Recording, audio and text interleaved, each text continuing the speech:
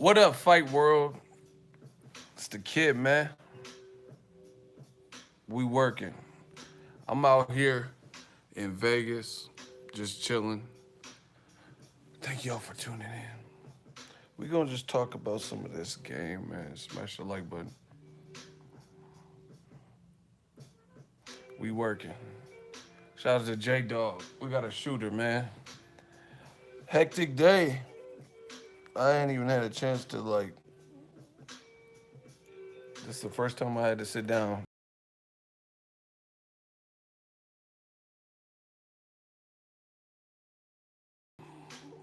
Let's talk about this boxing shit. Smash the like button. Yo, ego. I had to give that cat on Twitter that work. I seen you, man, bro. This shit is like I'm gonna give my thoughts on it, but these dudes, it's like, hold on. These dudes are like zombies. Even when they're proven wrong, they think of some other bullshit. But we gonna talk about it. I'm trying to get comfortable. I'm trying to see what the best way is to comfortable. Welcome back. Shout out to D Bevel, man. Thank you guys for having me in Vegas. Hey, where are you supposed to, these type of pillows, where are you supposed to put them? You put that on your lower back and like lay back? Is that how you're supposed to do? Make sure y'all smash the like button, man. We working. Wait for some more people to join. Yeah, man, I got that fresh cut. Had to come out here. You put it under your feet? Oh, that's why this. Yeah, the lumbar. I couldn't think of the thing. You put it on the floor? Huh. Smash the like button, man. Man, I've been busy. Hope y'all like the first looks. What? Damn ego, you got guts doing media at the night, San Bernardino. What on earth are you talking about? I have guts? What? What does that even mean? Someone said Triple G is a cloud. Hey, y'all already starting up. That San Bernardino thing, I don't even know what none of that means. I have guts. Yeah, what did I do? What did I do in San Bernardino? Y'all just be man, whatever. Man, I just ate, so I'm on stuck. Triple strip. Oh fuck, I should have put that in the title. Not the triple strip, but that it got stripped. Cause we're about to talk about everything. Look, I'm gonna show y'all, man. I'm gonna get my second win. I just ate, so I'm like chilled out. Excuse the mess. I'm gonna show y'all how we living. We out here in Vegas. You know, king side joint. I was just in it, so. Ah.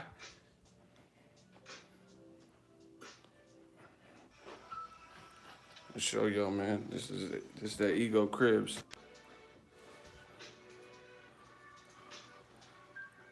This is where we at in Vegas. MGM. Fight going down this week. That's a little half-ass tour, but gang, gang, smash the like button. Oh, they want to say shit, fuck, damn, like me. They want to be in hotels and travel like me. Okay, I gotta get my second win for y'all, cause there's so much that like, why would it be the day that I travel?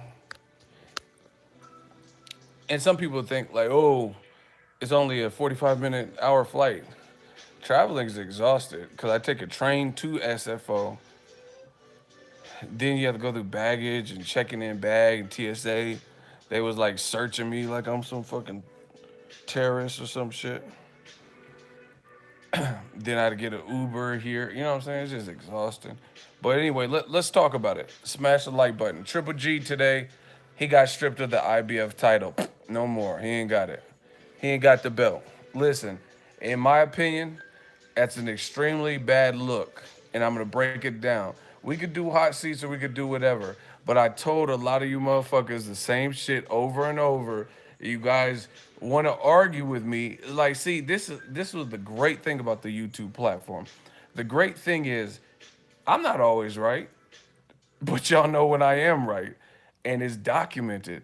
I have all the live streams, all the videos. You guys can go back to any of these videos and hear a consistent message how I feel. Now, I have no problem if I'm wrong, but it's a lot of y'all dudes that is way off the mark. Like the shit you said didn't come close to happening. The shit I said, you see it. You see a lot of this shit happening. And it's because y'all not thinking with this, y'all thinking with this. Y'all thinking with pure heart.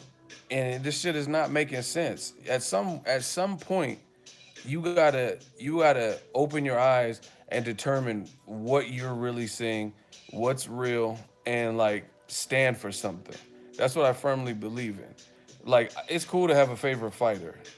You know what I'm saying? That's good. You like the way someone's style. You like how they talk. You like their swag. You like their uppercut. You know what I mean? Whatever. But you got to be realistic with yourself. And that, like Joshua Wilder, there's a lot of patriotism on the UK side from what I've seen. Even when Eddie, I'm telling you stuff that Eddie Hearn said. It's cool to be down for your country, man. But I'm telling you and showing you inconsistencies or holes in the argument, and then somehow I'm the bad guy. But I don't care. You know what I mean? If I'm the bad guy for speaking from the heart, being true to myself, then it is what it is. Because at the end of the day, I sleep well at night. And I'm definitely gonna sleep well in this king size bed. Boss shit. I'm the California king, West Coast king. You know what I'm saying? So I'm gonna sleep well. And I as long as I help provide for my family, put my best foot forward, then I don't really care. So it's just it's uncanny what some of you guys do for your fighters or fighters you like or whatever. Like it's not even that serious. Like he don't Golovkin don't even know you or whoever the person that you guys are not being realistic with. Yo, we got over 100 people. We got to get those likes up. The likes are an important factor when it comes to live streaming engagement. Cause truth be told, I'm just keeping it a buck. See, the thing is with me, I keep it a buck. I don't have to tap dance around shit. I'm fucking tired from traveling. But I did want to talk to you. I plan on making videos. I missed my first flight, like always. You don't know I always miss my flights. So I'm forcing myself to do this. So not trying to make no one feel bad, but I'm just that real. I'm just telling you what it is. So if you guys could smash the like button, cause I'm I'm going out of my way to even bring you this because I really just want to just chill at the end of the night. But there's so much to talk about. I feel like I'm a workaholic. You know what I'm saying? I wouldn't feel right not addressing some of these issues because, believe it or not, to all the motherfucking haters, there are people who turn to me, turn to my channel. Like I'm getting blown up on Twitter, Instagram. Is this true, bro? Is Dillian Whyte fighting Luis King Kong Ortiz? We a movement. We like family. So, without further ado, let's keep rapping. My bad, ego autocorrect was a little bit off. You're doing a fantastic job with your streams. Keep it up. Enjoy your media channel, man. Thank you, man. And I'm here to provide something unique. We do different things. A lot of motherfuckers, they want to copy. Okay, people copy. I see it. People send me it. I see them. They want to copy, but you can't copy originality. You know what I mean? You can't copy somebody else's swag. You can't copy someone else's movement. So, I mean, have at it. But I'm in the MGM. That's the hotel I'm at. I'm staying. You know what? After traveling, you know what I mean? Sometimes I just want to be where the action's at. You know what I'm saying? Like I get like the strip is everything in Vegas is fairly close if you're on the strip, but I'm not trying to get a because I'll be running late and shit. I missed a flight. I'll be fashionably late, so I'm not trying to stay at. I've stayed at a lot of these hotels in Mandalay, Treasure Island, Excalibur, Luxor. I've stayed like almost all these hotels for these trips, but sometimes you just want to be where the action's at. You know what I'm saying? This is where the fight's at. Cool. That's where I'm staying. I'd rather spend a little bit extra or whatever. But I be finding deals and stuff, so because I travel so much, I get like free nights occasionally. Anyway, enough about that. Um, Horn Crawford promotion has been asked. Who asked that? Who asked me that? Y'all, you tell me how it's been. It's been asked. Like, I mean, there's been some cool banter from the camps. I'm not talking about really the fighters. I'm talking about from a promotional standpoint. I haven't seen much. Like, what has ESPN done to get the fans? Why is Crawford pound for pound number one on my book and a lot of other people's book, and he fighting on the app that no one got? Like, you don't. Me personally, I don't think this first fight should have been on the app. You know what I'm saying? And I think Bob Arum did an interview or something, and he explained why. He said, "Oh, ESPN, they love Crawford, they love him, so they want him on the app." Well, that just makes it harder. Somebody hit me up on Instagram talking about how you download this app. I don't know how to do it, man. You know, I can show you a screenshot, and if you watching, you might be in the comments right now. He said, "I can't find it. You know what? Fuck it." He said, I'll just wait for your post fight review. I'm just gonna watch the Showtime card." That's literally what he said. He said, "But I was actually wanting to see Crawford Horn more." He said, "I've been looking for that, for this app or how to download it. I didn't see it, so." He said, "I'm probably gonna watch the Showtime because I already have the Showtime card." True story. So I think the promotion could have been better. But let me promote ESPN Plus. Get the app. You can get a 7-day trial, if I'm not mistaken,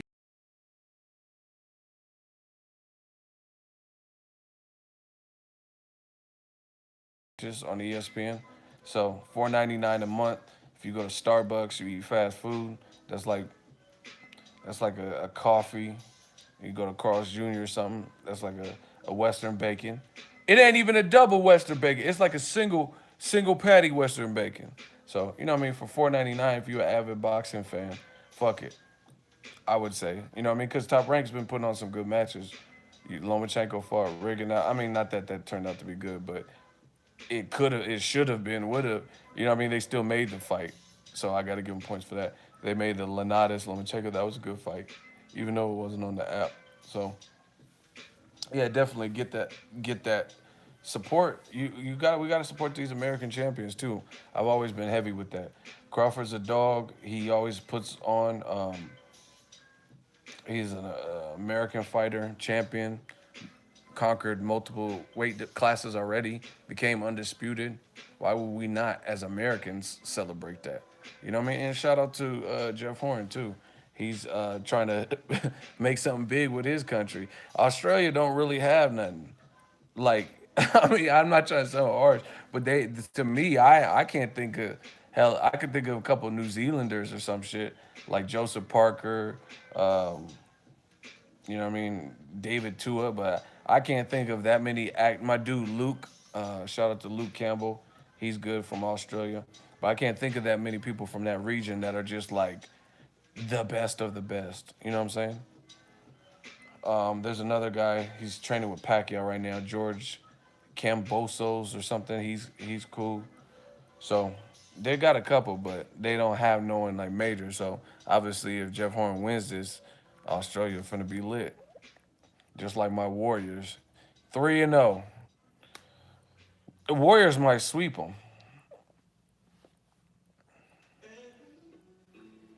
Luke Campbell's from the UK.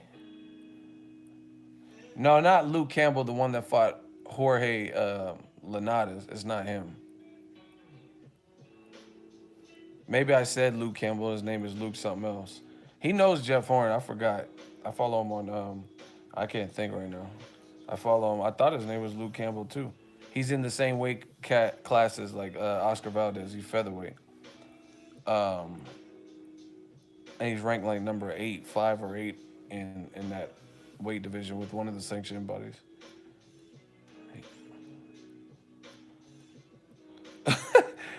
So it said, I'm done. So it said Luke Campbell. Hey man, I traveled all day. I might be tripping. Maybe I got his name wrong or some shit. And someone said Luke Campbell from Two Live Crew. Ain't nothing but the kept it coming. Free Willy. Ooh. Hey, someone said Luke Campbell.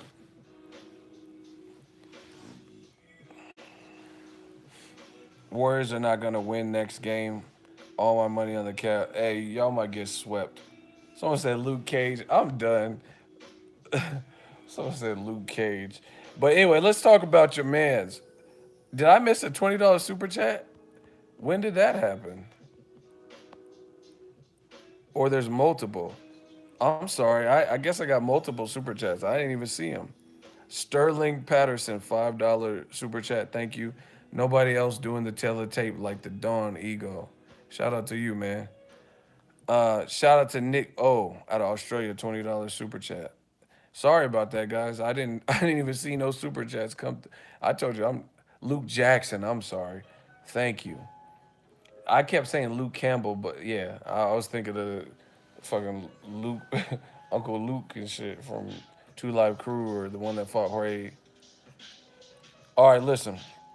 We gotta talk about Triple G. Y'all ready for this? In it, do. Smash the like button. I'm about to break it down. No, he cool. No special effects. What did Floyd say? No special effect. Listen, Triple G got stripped. Let's redirect this because I started talking about him and then I did a tour, the Ego Cribs. I had to show y'all how I'm living. Triple G got stripped of the IBF. Terrible look, in my opinion. My opinion, that's a terrible look. Y'all want to know why it's a terrible look? If y'all want to know why it's a terrible look, tell your boy Ego, hell yeah, in the comment section. I'll show you. I'll tell you.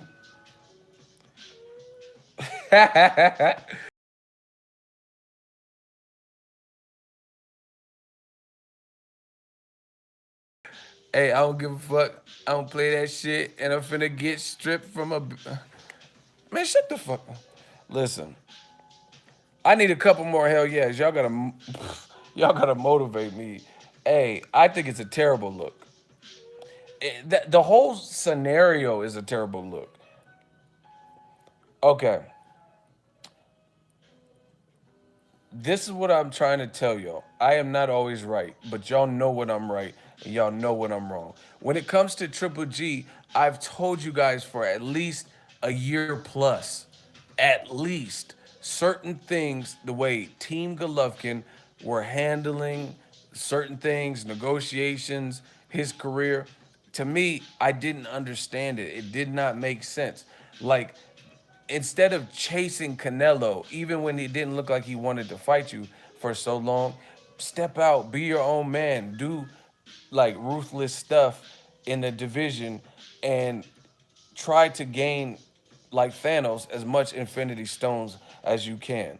You see, like Thanos was about him. He was about his vision, and he was going wherever he needed to go to get them Infinity Stones. Triple G started collecting Infinity Stones, and he stopped.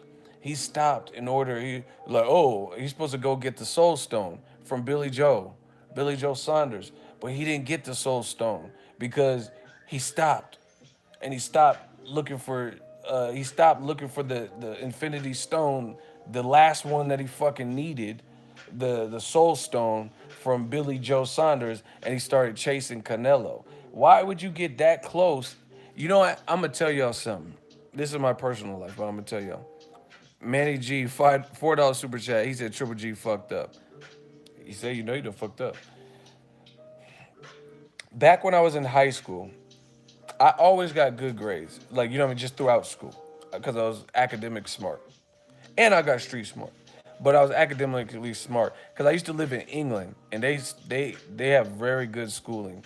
And I went to school out there for a period of time. And when I came to America, like I used to be a class clown, do class clown shit because the shit was too easy. It was like boring to me. Because in England we had already started learning a lot of the stuff well before the curriculums out here. But enough of that. I always got good grades. But when I got to high school, sometimes I would get bored and stuff like that. And my friends, you know, peer pressure and all this stuff. And we would like play hooky. Like we would ditch. And then I stopped. We had, at my high school, they had this thing where it's two separate lunches, lunch A and lunch B. And they're at two different times. One's first, and then other people who had lunch A, they go to lunch at this time, right? And then the rest of the kids that don't have lunch A, they're still in class. They have their class from that time. But then when they get out of that class and they're on lunch B, then the kids from lunch A have to go to class, right? That's how just how the school district did it or whatever. So anyway, me and my friends and stuff being dumb or whatever, we were playing like hooky, going to the mall and just going to movies and shit like that, leaving. So I racked up truancies, right? Racked up truancies. They were trying to put a truancy offer, truancy officer on me, like some cop or some shit to follow me, right? Even though my work was getting turned in and I was, because like I said, in terms of academics and being studious, I always had that. You know what I mean? Like I could, school came pretty easy, if especially if I apply myself. So anyway, me and my parents in high school, we had to go to the city hall and have a meeting with the truancy or the unified school district to determine. And then I pled my case or whatever, and I was just like, I don't need no truancy officer. I said this is embarrassing to my family. I'll make sure I go to class. Blah blah blah. Right. So they they let me slide. Right. Why the fuck am I even telling y'all this? Oh shit. Okay. I forgot for a minute. I'm like, why am I even telling y'all this? It's like therapy. No, the reason I said it is because there's this counselor, and then she knew like the whatever, the fucking the case or whatever, and she says, you've been in school for 13 years, and like not like I got held back some dumb shit. I know smart. What the fuck? You go went to school for 13? She's talking about kindergarten, right? She said 13 years. You're on your last year. Why would you do this? Like, you know what I'm saying? Your senior year, you know how they call it senioritis. She said you've been. I looked through your records. You always had good grades, and never been expelled, nothing like that.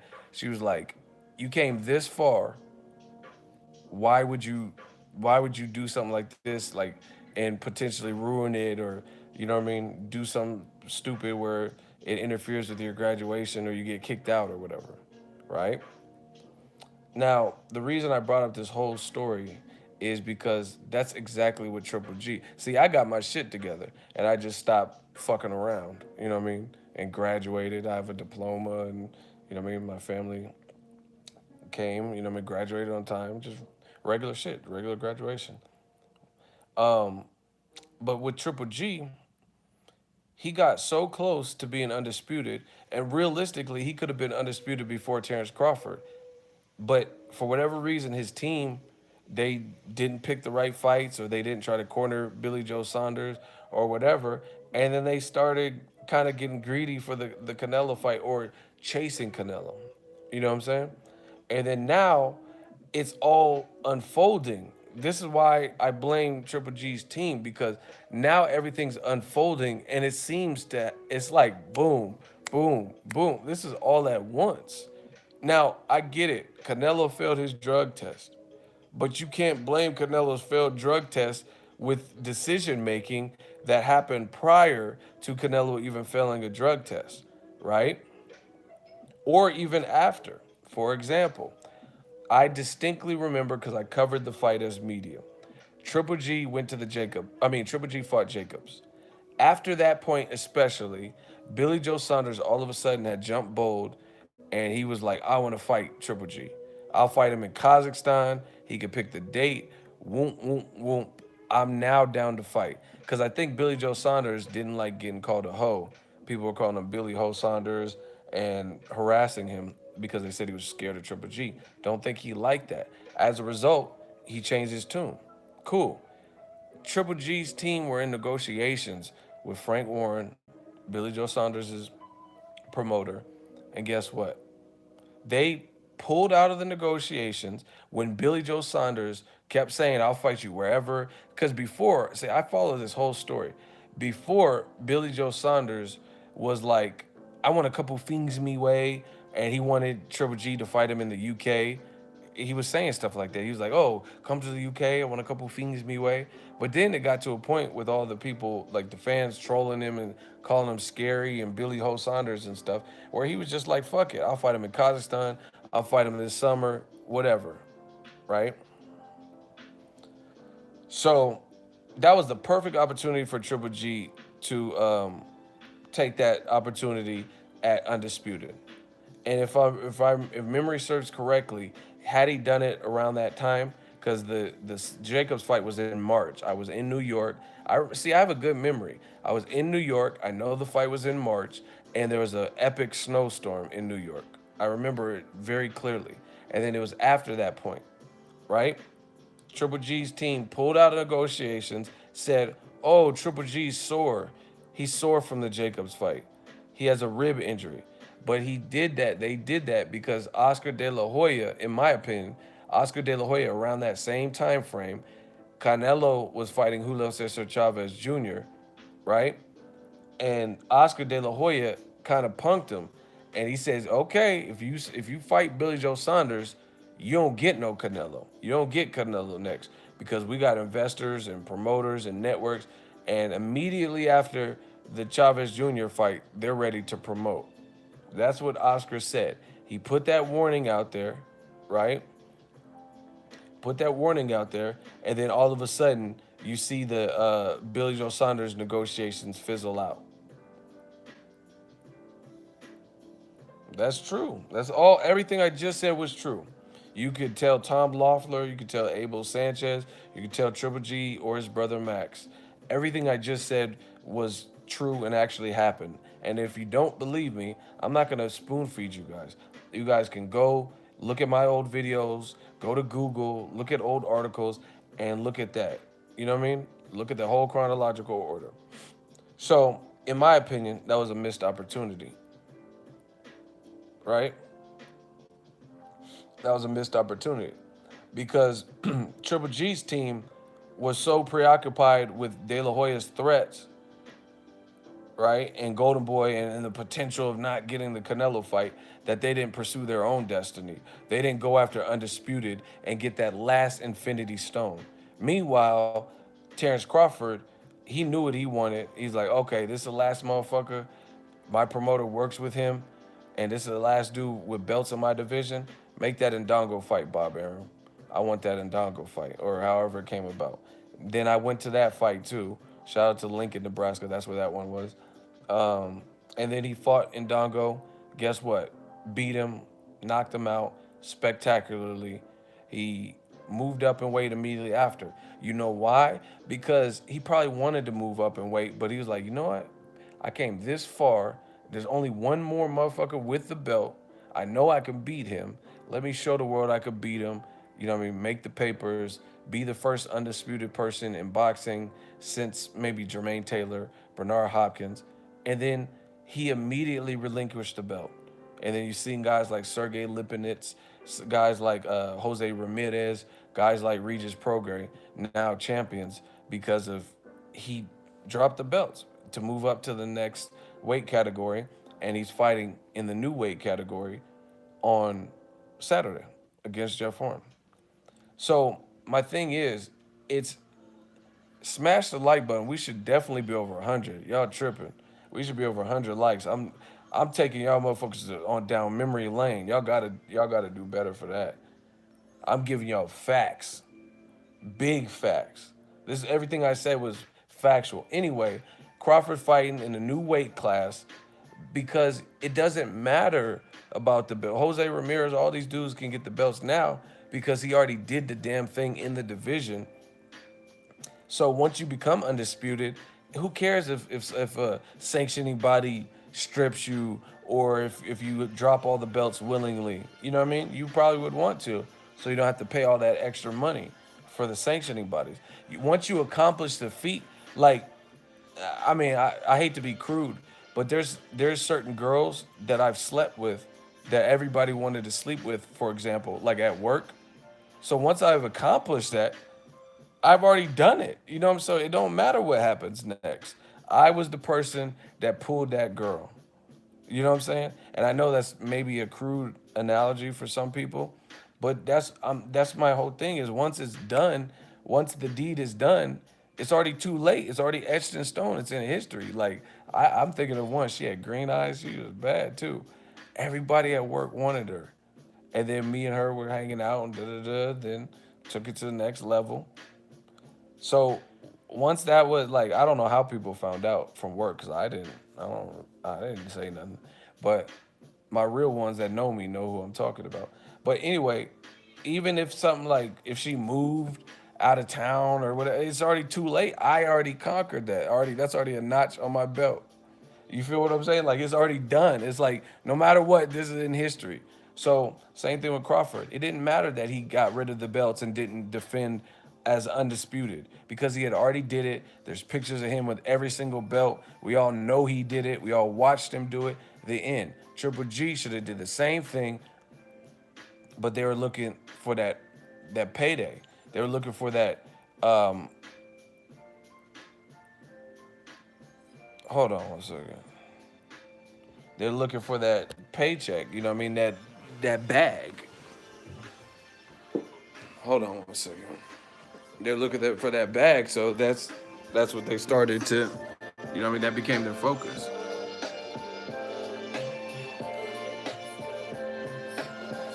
Hold on one second.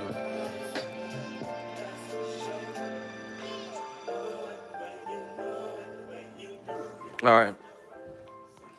Anyway, they were looking for that bag, and they got crossed up in that. Hold on.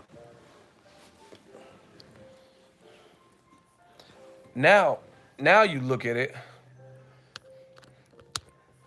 and see, I had to go deep on y'all, so y'all know the pedigree, y'all know the history. Now you look at it, Triple G just yesterday, technically now, he just got stripped of his IBF title. So now when you look at it, now he was that close.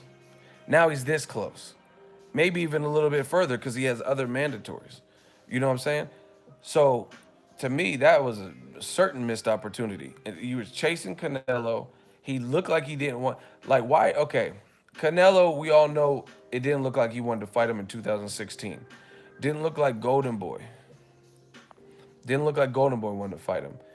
But Triple G's team and Triple G seems more content trying to force the issue on motherfuckers that don't look like they want to fight you than when people do want to fight you.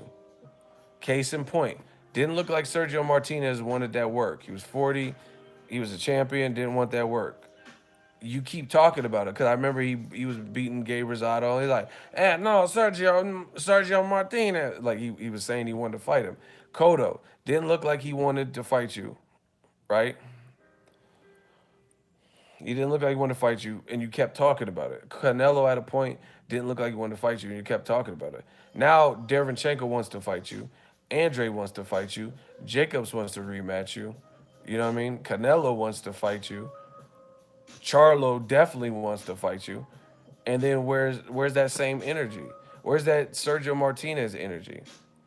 See, to me, that's not adding up, and it makes it look bad. It makes it look bad that your energy, especially when a lot of these motherfuckers was small. Sergio Martinez wasn't that big, and he was like 40. You know what I mean? He was a champion, so I gave Sergio Martinez, and I love Sergio Martinez as a fighter, but I gave him that work. I was like, man, he should fight Triple G. He's a new hot shot. You're a champion. Same thing with Cotto. You beat Sergio, you knocked them out, you got them problems. You don't want them problems, drop your ass back down to 154 or 47 or something. And I did videos about this. So the thing that doesn't add up and is kind of offensive as a boxing fan is when Triple G was pleading his case, him and his team, I rode for it. You know what I'm saying? And now I feel like I was part of a scam or something, like a pyramid Ponzi scheme or something. You know what I'm saying? Because when you wanted to fight Cotto, I made videos pressuring Cotto. Hey, go look. They're on the channel still. I was like, man, Cotto, he said all of the belts. You a champion. You don't want to fight him? Drop the belt. You don't want to drop. You know what I'm saying? Canelo. Oh, you the champion. You beat Cotto. He Triple G said, give me my belts. Why don't you want to fight it? Oh, you gonna fight Amir Khan? Oh, you gonna fight Liam Smith and vacate the belt? And I gave all these people shit. And now guess what? Now Triple G, like you know what I mean? Triple G is like, hey, no, Canelo, he doesn't want to fight me. He's true businessman. And I'm like, yeah, yeah, yeah. You know what I mean? And I'm riding with this shit. And I'm like, yeah, why is Canelo fighting Amir Khan? Why don't you fight Triple G? Give him his belts. You know what I mean? And I'm doing all this stuff, like in terms of like not as a fanboy, but as a I just call it how I see. You know what I mean? As a reporter, which is something people are scared to do because they think that, oh, speaking your mind, you can't get an interview. Motherfucker, I am an interview. You know what I'm saying? So I don't care about stuff like that. Like, because jump your ass in the hot seat. If you don't like what I'm saying, jump in the hot seat. Tell me what I said that why you don't want to interview with me. Because I'm not saying lies. You know what I mean? But anyway, I don't care about stuff like that. You know what I mean? I make just enough money doing what I'm doing. You know what I mean? So if someone wants to refuse an interview or something because I'm telling the truth, then that's what it is. But either way, like I said, it wouldn't be right. It wouldn't be fair because, like I said, when Triple G was was strong arming dudes and pressing them like Cotto, I backed it up. So now that you're on the other side of the coin, I mean, I gotta call it how I see it. Like I said, you was adamant about getting the Cotto fight. I supported it. You was adamant about getting the Canelo fight. I'm like, Canelo, you the champion. You the champion. And you a big name. This looks bad. Oh, you gonna vacate your belt? Oh my gosh. Making videos about it. So why would Triple G be any different? You know what I'm saying? So that's why it looks bad because Triple G's whole team had people riding for the cause and believing that they're in the game for X, Y, and Z. It's about legacy. It's about middleweight history. It's about a legend like Bernard Hopkins, his record, and one upping the record. It's about all the belts.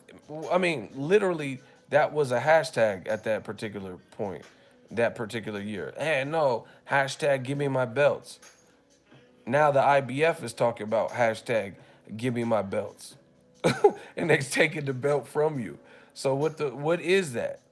How is it in 2016 Triple G's team had a hashtag give me my belts, and then in 2018 the IBF is like hashtag give me my fucking belt back. You ain't trying to fight your mandatory hashtag give me my belt, and the WBC finna do it too on Triple G. You know what I mean? Unless he sorts this out with Canelo, because that's the one fight that they said they would make an exception for. So the IBF said, "Give me my belts." You know what I mean? So I don't. That's doesn't make sense. And on my channel, Cam Man shit. Anybody can get it. Anybody can get it.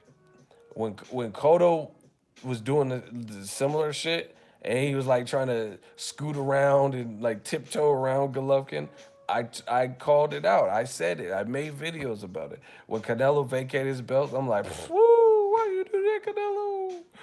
Oh, you gonna fight Liam Smith? You said you were fighting Amir Khan, then Triple G. You know what I'm saying? So like I said, why do motherfuckers all of a sudden expect Triple G to be some exception to this rule? You how like man, I can't stand hypocrites. I can't stand hypocrites because a hypocrite would be like, "Hey, young blood, you shouldn't be smoking them cigarettes, bruh. Them cigarettes ain't good for you. You know what they put in that with the nicotine? Them cigarettes ain't good. You fuck around, get cancer. You get a hole in your throat, young blood." I started smoking when I was 12.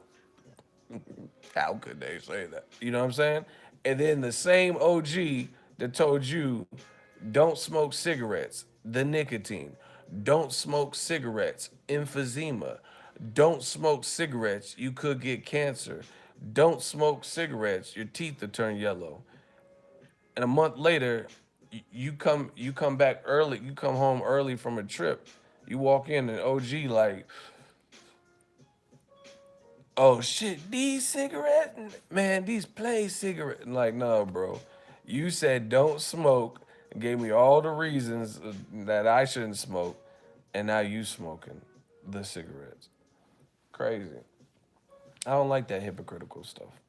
You know what I'm saying? You scolded him for smoking cigarettes or Black and Miles or whatever, and then now you doing it. Now you smoking the cigarette. You smoking the blacks. The Black and Miles. I don't want someone to just come in. Oh, he said Triple G's smoking blacks. He's killing those black. No, not those black. I'm talking about Black and Miles.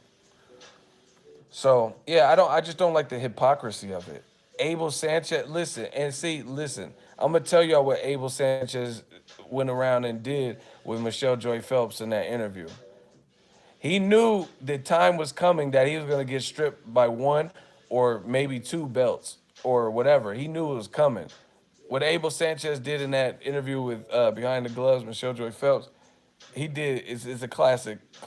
If y'all want to know the classic thing that Abel Sanchez did in this analogy, smash the like button. Who the fuck is Darren? He sounds like he's putting dumb stuff. White boys best at middleweight. Whatever. I'm not even gonna read what you talking about. Listen, if y'all want to hear this, can I get a hell yeah in the comment section?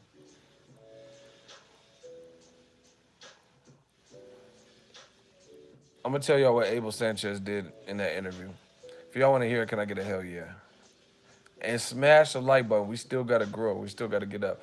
Abel Sanchez, what he did is, I really feel, you just seen that interview came out 4 days ago, 5 days, whatever, and then now he gets stripped this week. So I think it was incoming based on whatever happened in the IBF meeting. They said they were gonna render a verdict the next week. So you knew. So I think they had an idea, had a pretty good idea, just like Canelo when he failed his drug test. He had a pretty good idea that they were going to suspend him, so he fuck around and withdrew. So all that is like when you find out a girl you going steady with, a girl you dating, she's been telling your homegirl that she's about to break up with you, and her homegirl is dating a guy that's friends with you, and he gives you the drop, and he tells you, "Hey, she about to break up with you, dog," and you hurry up and break up with her. That's what Abel Sanchez did to me. He found out his girl was finna break up with him, so he hurried up and broke up with that girl. And I'm gonna explain how he did that. To me, this is how he did it because he'd been dropping these hints like, "Oh, they could have the belts. Triple G's gonna do what Triple G wants to do, and if it's gonna be the right decision for them, or they can have the belts." Yeah, I'm sure. Yeah, of course you put that out now because you knew you was finna get stripped. That's what I really think it is. He knew he was about to get stripped, or he had a good idea, a good sense that he was gonna get stripped by one, maybe two belts. So then he just, oh, let me just act like I don't care real quick. Let me just break up with this girl real quick because she's about to break up with me. You know what I mean? It's like having a job and you know you heard through the grapevine that they finna fire you, and you know what I mean. Someone, the HR assistant gave you the info, the intel, like, hey, yeah, I heard them. They're on the phone with corporate getting your last paycheck together, and you go into your job all of a sudden. I quit. Yeah, you quit because they finna fire your ass. So of course you're gonna hurry up and quit because they was in the process of firing you. That's what Abel did. Because now all of a sudden the belts, you don't care about the belts. Come on, man. Why wouldn't you care about the? How is it? Like I said, 2016. Hey, no, give me my belts, and then now it's I don't care about the belts. Just explain that. Now it's like, oh, Triple G will have who he wants to have. It has to be the decision. Gennadi's gonna make that decision. Gennadi's gonna make that decision. And if it doesn't go in line with what they want, they can have the belt. Why would you say that? But then in 2016, it was like all the belts. Hashtag give me my belts. Somebody explain that. So to me, the Triple G being stripped is a terrible look because it could have been avoided. Here's another. There's so many ways why it's not a good look to me. One is because he could have been undisputed, and then if he got that last Infinity Stone, it wouldn't have mattered what he did after that. He could have got stripped because he had already accomplished the feat. You know what I'm saying? He had already become undisputed, and we all knew about it. So if one person decides to take their belt back, then it wouldn't matter because you already had them all consecutive at one consecutive time at a point in time. Here's another reason it looks bad because he chose to fight Vanes Matarosin.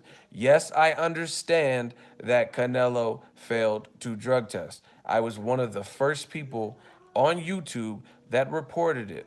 I covered it extensively, multiple videos. I understand Canelo created a certain chain of events. However, at that point, what's done is done. Canelo has to answer that. Canelo got to speak to what the fuck was in his system. So all you know is it happened to you. And how do you bounce back? You know what I'm saying? How do you what's the next step in your career? He pulled out of the fight, he failed drug test. He got to speak to that. He got to answer to the fans or to the Nevada State Athletic Commission. All Triple G didn't do nothing wrong. His team didn't do anything wrong in that situation. So at the end of the day, that's really Canelo's mess. Whether you feel he cheated intentionally or unintentionally, that's their problem. So Triple G, all they had to do is decide if they wanted to keep that May 5th date. They decided they did want to keep that date, and they got another fight out where Triple G got a million or 2 million, 1 million, 2 million to fight a guy who was coming off a loss, moving up in weight, and hadn't fought in that category and wasn't ranked in that category. And they chose Vanes Martirosyan. I told you then, and I'm gonna tell you now. And see, this. I'm really what's Nipsey's album, Victory Lap. That's what I'm doing. Cause on my channel, we've been winning like a motherfucker. Ego's Army, New Media, we keep winning. It's like unbelievable. Because if you go, all you have to do is go back and play these tapes. I'm on the victory lap. I told y'all back then, I said Triple G, some of you guys can attest to this that watch my channel, like really fuck with me. I said Triple G, when Canelo fucked up with the drug test, his team was better off canceling that May 5th date. I said that is the quote unquote Mexican date. Triple G is not Mexican, right? Not saying that because Floyd wasn't Mexican and he still fought on the Mexican dates. So I don't care if you're not Mexican fighting on the Mexican dates, right? Because like I just said, Floyd took over those dates too. But my thing is this, it doesn't mean anything to you. You know what I'm saying? Like Floyd Mayweather, when he fought on the Mexican dates, they were big events. Floyd, let's say he was gonna fight Canelo on the Mexican date, and then Canelo pulled out with an injury, and then the only person that he could find is Rod Salka. Then I would say Floyd, don't fight on that day because that's not a fight no one wants to see, and it's not gonna make you look better or anything. You know what I'm saying? So the thing is, the Mexican date, it doesn't really, it's not anything to do with Golovkin's like heritage or anything like where like why is it so basically why is it so imperative and important that Golovkin kept that date? That's all I want to know. Why did he need to fight that day? Okay, you were going to fight a Mexican fighter. Ike was born ready on May 5th. He fucked it up. Now you no longer have a Mexican fighter on May 5th. Then you try to get Jaime Munguia, who looks like he's better than what we knew about him then. Nevada State Athletic Commission says no, you can't fight him. We don't even know who the fuck he is. So once again, you don't have a Mexican opponent. So why did you have to fight that date? Just because you had a training camp? You know how many guys have had fucking how many training camps has Martin Murray had for Billy Joe Saunders? He still ain't got to fight. This is boxing. Shit happens. Martin Murray went through 2 training camps thinking he was finna fight Billy Joe Saunders, and then unfortunately it didn't work out for him. So why was it so important for Triple G to fight on that Mexican date? It's not nothing like to do with his heritage or like his like a historic date for his people, right? You couldn't get the opposition that you wanted. You couldn't get your number one option. You couldn't get another Mexican guy, Jaime Munguia, approved, right? So why did you? Once again, that's another missed opportunity or a step in Triple G's team's decision making that to me is suspect because this is why I said this back then, and I'm still screaming the same thing. I'm still screaming MOB, money on top of boxing. Let's get it. Because in doing that and being stubborn and deciding to keep the date instead of saying, you know what, let's wait 2 more months. I'll just I know I'm ready to go right now and ready to fight because I was training for Canelo, but maybe we with more time we can fight against Billy Joe Saunders. We need more time to prepare. So it would have given your team more time to prepare for Canelo's fuck up. Two, this is the big one. In doing that, in fighting it, so many people stepped up to the plate, and I don't think they anticipated that because Golovkin, career-wise, he's had some issue getting people to sign up. Right, earlier in his career, at least when he came into America, he had people. So I don't think they expected anybody that many people to sign up on late notice. But most, no, I'm not gonna say most, but the difference is between then and now. Now people think they could beat Triple G. Before he was running through motherfuckers, so of course you're not going to try to take that fight in last minute notice. But now people seen Kell Brook getting off a welterweight. They seen Daniel Jacobs arguably beat you, at least push you 12, and they seen Canelo move up in weight and push you 12. So now people think they could beat you. So it was foolish for them to try to keep the date because in doing so, it created a whole can of worms. If I'm not, I can't reverse what happened. But in my honest opinion, if Triple G was supposed to fight May 5th and then he canceled the date and said, I'm not fighting on May, I don't think that he would have been stripped with the IBF. Do y'all?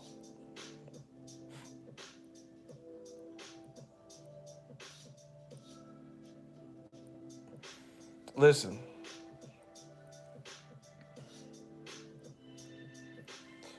do y'all think if Triple G didn't fight Vanes Matarosen, do you think he would be stripped? Yes or no? I want to know from you guys. If Triple G did not save the date,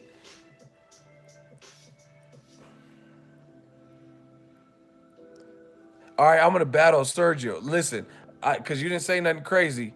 Do you want to battle this in the hot seat? I'll plead my case. You plead yours. So Sergio, you said yes, he would have got stripped. Do you want to battle in the hot seat? I'm gonna give you the option because you're not saying nothing that's crazy. We're gonna see who has the best point. Sergio, Sergio, do you want to battle in the hot seat? Because I totally disagree with you.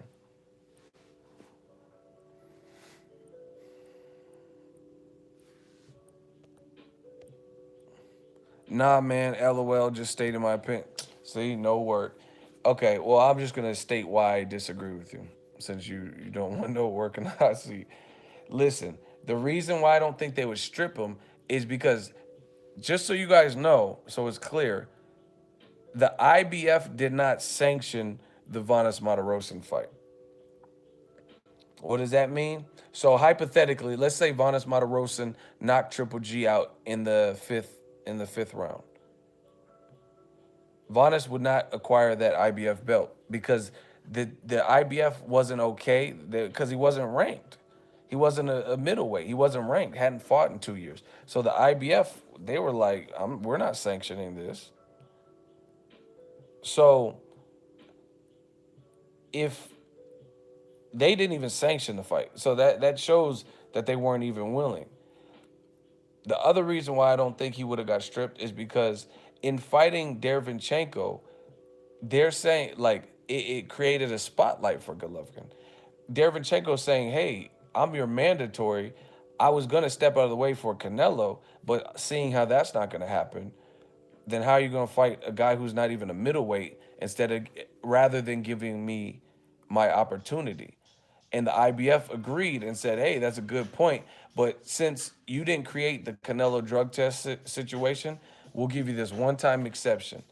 One-time exception. You can fight this voluntary dude. We're not sanctioning it because Vanes is not even a middleweight, so he can't fight for our belt.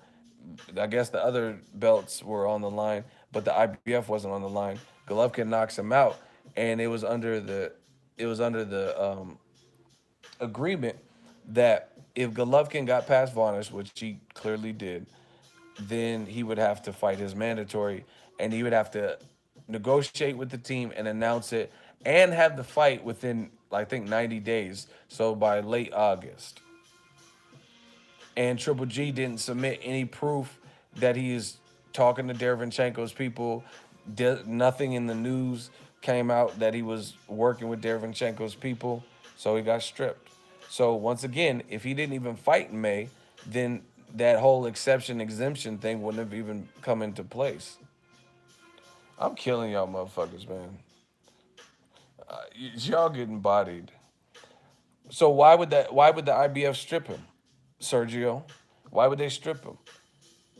They stripped him because they're saying, hey, your initial opponent, everyone's going to step out of the way for a major fight like Canelo, right? But you're not fighting Canelo because he's suspended. Why are you fighting Vanes Martirosyan? So, man, you guys are getting bodied. So why would they have stripped him? Because if they listen, if he didn't fight in May, then everything would be Canelo's fault. Everything. He failed the drug test. He's the one that got suspended. He withdrew from the fight. So if Triple G said, I'm not fighting, then what are they going to strip him for? Because Canelo failed a drug test? You know what I'm saying? No. So that would at least bought Triple G some time.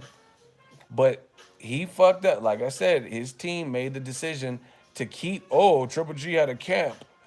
So he's going to fight. And then they picked someone who wasn't even a middleweight, someone that the IBF didn't even sanction. And they're like, all right, whatever. Canelo fucked this up. So we'll grant you this exception under one case that you fight your mandatory next.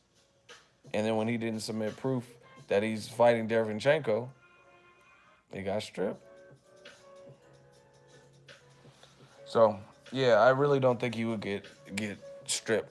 Because what would they strip him for? Because Canelo failed a drug test and he's no longer fighting? That would at least gave him time. The reason that put him on the timer was because he fought Vanes Martirosyan, and the exemption for that fight that they weren't sanctioning was, okay, if you can fight Vanes, if you get past him, then fight your mandatory in 90 days or whatever it was. So if he didn't fight anybody in May, then I don't see how that timer would have been set. You know what I mean? Because it would have been no fault of his own that the May fight with Canelo got canceled. But it was his team's decision to save that date, that Mexican date. And again, the other reason why that hurt him, to me, is because everybody called him out. Everybody. Charlo knocked his person out, called him out.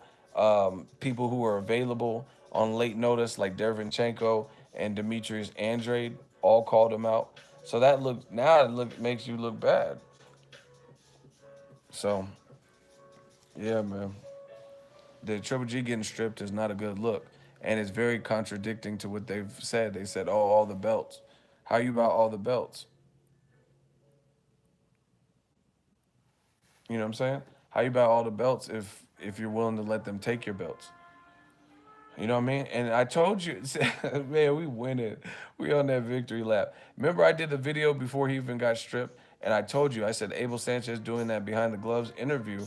Abel Sanchez said, "Oh, Gennady will have who he wants. The IBF can't tell him what to do. WBC can't tell him what to do." That was a bad look because now you challenged him, and then you got stripped a week later, 4 days later.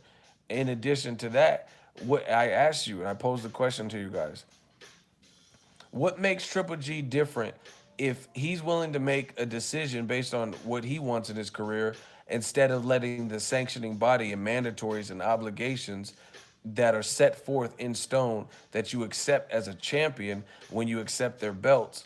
If his decision making process, his business decision are more important than his obligations to those sanctioning bodies for becoming their champion, right?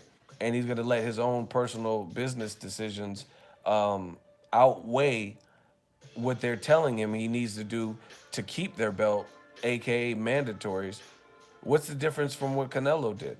When Canelo dropped his belt, gave it to Golovkin in 2016. What's the difference? I told you that.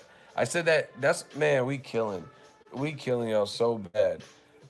And I know it hurts because y'all don't want me to be right. Y'all don't want Ego's Army to be right, but we've been right. I asked you that. What's the difference? And people were making bullshit excuses. Now you see it. It's not. It's Canelo. He had his own reasons why he said I'm not moving up to 160 right now, and they can take the belts. The belts don't own me, and all whatever the fuck. And Golovkin was his mandatory, and he ditched his belt. So what's the difference from Golovkin? He's ditching his belt. He letting them take belts. Abel Sanchez is saying, "Oh, the WBC and the IBF can't tell us what to do. If Golovkin will have who he wants. So what's the difference than Canelo can have who he wants? Why did we get? See, you guys don't see this. Why did we as a boxing populace get mad at Canelo if that's the name of the game? Then if the name of the game is we do whatever we want based on what we feel is best, fuck with the sanctioning bodies, they don't own us. You know what I'm saying? Then why did we get mad at Canelo in 2016? See, people want you to be even Steven and like scrutinize another person for doing it, and then when they do it, they want to like that's man that reminds me of a rat. You know what I mean? Like someone who's willing to tell on other people, but then when they're doing the same thing, they don't tell on themselves. Like just imagine, what if I was a snitch, and every time J Dog came into work late, I'm like, ooh, telling my manager, ooh, you see J Dog? Ooh, he came in late. And then my other shooter, King Corleone, come in late, right? I'm like, ooh, hey, King Corleone came in late, ooh. And then I come in late and don't tell nobody. I just try to creep in the back and act and just start working and don't make it a big thing. You know what I'm saying? You'd be like, what the fuck? So when they came in late, you put them on blast, but you come in late and you try to act like nothing happened. It's hypocritical. Point blank, period. Everybody want to do something. Everyone want to out something until they do it. You know what I'm saying? You was mad at Floyd Mayweather for fighting Conor McGregor. Oh no, not serious fight. It's not serious. It's circus. Okay, you fighting Vonis ain't no goddamn circus. You know what I'm saying? Oh, hey, Canelo, he's fighting. He's a welterweight. He's not true when he was fighting Khan. Then you fight a welterweight in Kell Brook. I don't care about the Chris Eubank Jr. You still fought a welterweight, just like Canelo fought a welterweight, right? And you made your welterweight move up to 160. At least Canelo only made his welterweight move up to 155. Crazy, you know what I mean? Oh, hey, Canelo, he's a real businessman. He's a true businessman. Okay, so you're not a businessman, letting them strip your belts from you to not fight Derevyanchenko because you know Derevyanchenko could be a tough fight with little money because he don't have that big of a name, but he could be a certain challenge. You want to fight Canelo? Listen, fighting Canelo, Canelo ain't had no belts. I ain't talking about no fucking Weicho, no Weicho WBC commemorative belt, no Weicho belt or some shit. I'm talking about a real belt, not that shit like Lucas Matisse have fighting Pacquiao for. I'm not talking about that. Canelo ain't got no belt. Fighting Derevyanchenko would ensure that you get to keep your belt, right? But you don't want to fight Derevyanchenko. You want to fight Canelo, the guy with no belt. Why would you want to fight a business decision? Why else would you want to fight the guy who has no belt, just has a huge name, right? And is arguably a cheater. You know what I mean? According to them, he's a cheater. So why you want to fight the cheater and the guy with no belt? But then if you don't fight the next guy, right? If you don't fight the next guy, they're gonna take your belt like they just did. They're gonna take your belt from you. Why? What would force someone to do that? Oh yeah, that's right. Because the guy with no belt is more popular, and you'll get more money. So once again, how can you say and blame Canelo and say, "Oh, he's a business fighter"? Isn't that not a business decision? Y'all got to make this make sense. I'm only being real. And the thing is, I'm 100% real and accurate with what I'm saying. But the thing is, I'm not mad at Triple G's team for taking a fight where they can make 25 million and be on the Forbes list instead of fighting a mandatory and getting 3 million or 1.8 million or some shit like that. I wouldn't be mad if you said that's what it was. You know what I mean? Because that's common. That's like Anthony Joshua, 50 mil fight in America or fight for 20 something mil less just to be in the UK. I mean, those from a business standpoint, I understand those decisions. The problem I have is don't say that these other guys are businessmen when you're making business decisions just the same. Don't say you're much different and you're about legacy and criticize Floyd for fighting Conor McGregor. Yeah, Floyd could have easily tried to take on Keith Thurman. Keith Thurman said he wanted to fight at that time. This is before we knew about an injury, right? But he took Conor McGregor because it was probably easier work. Conor's a better salesperson and he generates more money. Period. So don't criticize that if you would do those similar situations. When you know what I mean, you fought a welterweight Kell Brook for 5 million. You could have fought Charlo or you know what I mean Andrade for less than that, and they would have been probably more stern challenges.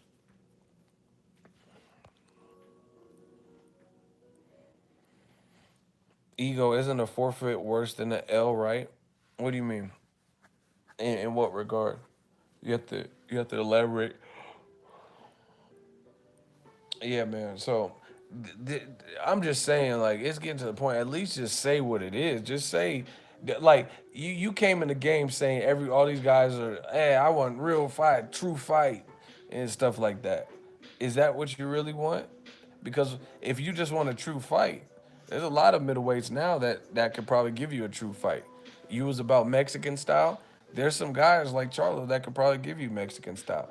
But you just know that if you fight Charlo, you'll make a lot less than you would if you fight Canelo, right?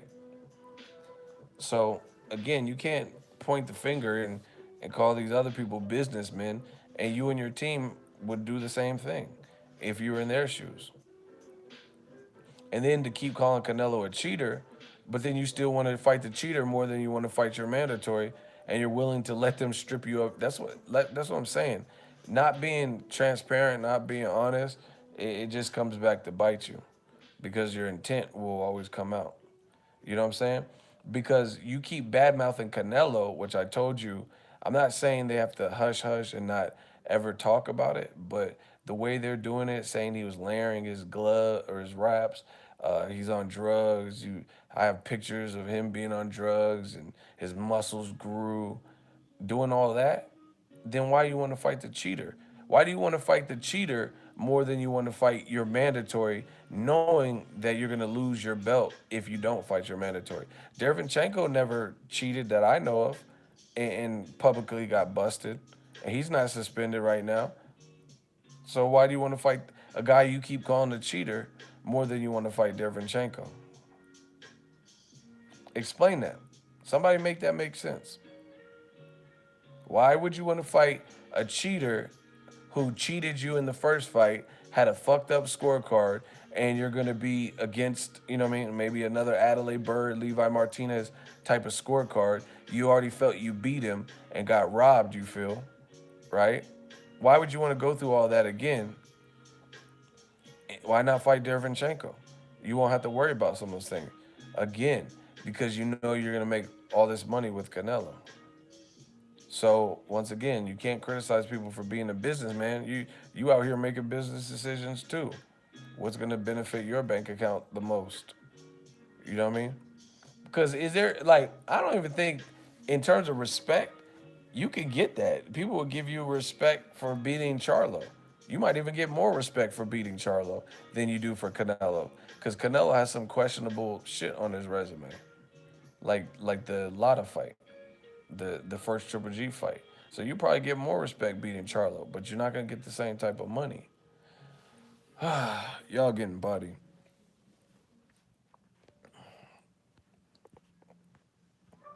All right. This whole situation, unless y'all can feed me and enlighten me with some knowledgeable points based on fact, not emotion, because I seen some of the dumb shit that y'all was saying on Instagram. when I posted about this. Some of y'all were saying that they said Canelo is not the A side, Triple G is. Like y'all, do y'all know? Like, do y'all even know what an A side is? Why would you even say that? How can anyone say that Canelo? See, I don't think some of y'all know what an A side even is. A side don't have nothing to do with failing a drug test. A side don't have nothing to do with someone being undefeated. You know what I'm saying? People are like, "Oh, Triple G's the A side. He's the champion with the most belts, and he's undefeated." The fuck has that got to do with being an A side? Some of y'all don't even know shit about boxing, man. It's sad. They're saying all types of stupid shit. What does having belts and being undefeated have to do with being an A side? Broner don't have a belt. He's not undefeated, but you put him in there with a lot of guys, he would be the A side. It has nothing to do with being undefeated. It has nothing to do with who has the most belts. I mean, it could. That could be part of your package deal. You know what I mean? That makes you the A side. But that's not always the case. Like, listen how stupid these dudes these this arguments are. So Sergey Lipinets was a champion when Mikey Garcia moved up to 40 to fight him. Fact. Mikey had like two previous fights at 140, right? Broner and then Elias Rojas. So does anyone believe that Mikey Garcia was the B side in that promotion and Sergey Lipinets was the A side because he was the champion? Does anyone believe Lipinets was the A side over Mikey Garcia? Anybody? Does anybody believe that Lipinets was the A side and Mikey Garcia was the B side in that promotion?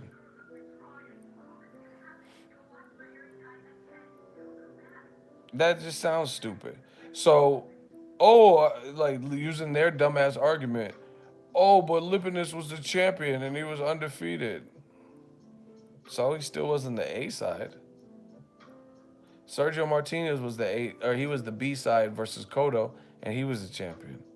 That's why I know some of you guys don't even know what an A side, what it really even is. You know what I mean? Because how was Sergio Martinez?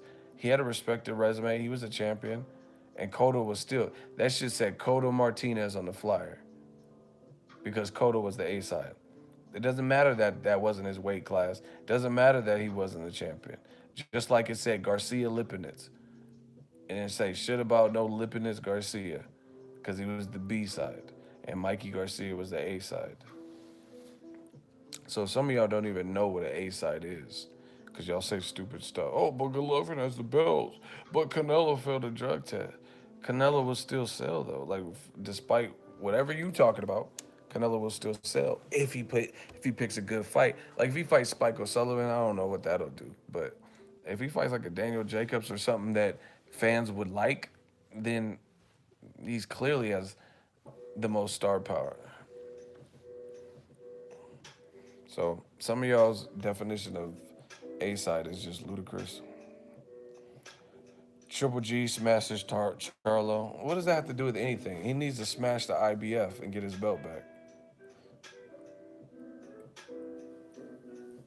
These dudes just be saying anything to distract from the message. Oh, he'll smash Charlo. Oh, man, he has bigger fish to fry. He don't have no belt, or no, he's one less belt. So, but oh my gosh, man, I could just talk about this all day. I could make an anthology, a mini series. Here's another reason why it's bad to me. Oh my, I don't even want to talk about this shit anymore. This shit is just coming. It's like literally, it's like a comedy. It's literally just funny at this point. Because everything that I was saying, y'all denounced and said I was lying. Not all of y'all, but you know who I'm talking about. Old media and shit. Oh, ego, oh. Right? All this shit. And then look at it. You did all this shit, and then you weren't even right. Crazy. Here's another reason why I think it's bad for Triple G. Here, I'm gonna explain it to you guys. and why this situation is bad. Okay, remember, remember Triple G said he wants 50-50. He's the champ. He has all the belts. Now you just lost a belt. So, do you think that gives you more leverage? Okay, just hear me out. Triple G's team says Canelo failed a drug test. It's disrespectful. We're the champion with all the belts except for the WBO that Billy Joe Saunders has, right? And Golden Boy knew this and heard this. And in the first fight, the second fight negotiations, and even in the second fight negotiations, Golden Boy says what? You're not getting 50-50. My question to you is this.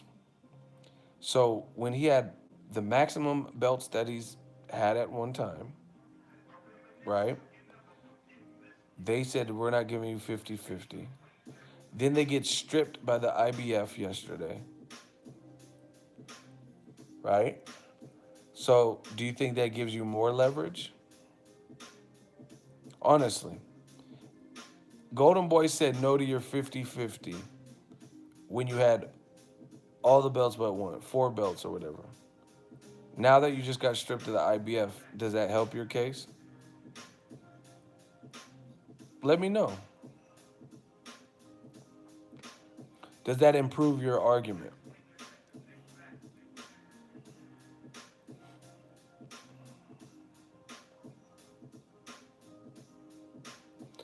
Shout out to my dude, J Dog. Less leverage, take the offer back down to 30% now that he lost a belt. See? I told you guys this stuff. I told you what he should have did.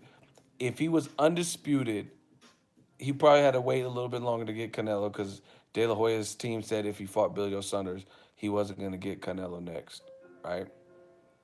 But fuck it. Do it my way. Fight Billy Joe Saunders. If you beat him, you become undisputed. Now, if Canelo didn't fight you when people already wanted to see the fight before, and you have every single goddamn belt in the division, and Canelo moved up, he moved up to that weight class, and he didn't come see you. People wanted to see it. People wanted to see it when he was still at 54, 55. So now, you make your Thanos. You have all the Infinity Stones. They have to. It's like the Avengers have to fight Thanos with all the Infinity Stones because he collected all of them. You get what I'm saying? So he would have had to come see you, even despite De La Hoya's threat. He would have had to come see you, or it would have been he would have needed major damage control because people already thought he was ducking. Period. Now you claim you wanted 50-50 because Canelo failed a drug test, and you are disrespected as a champion, deserved more. Now you get stripped for your IBF belt. How on earth is that going to give you more leverage when you lost something?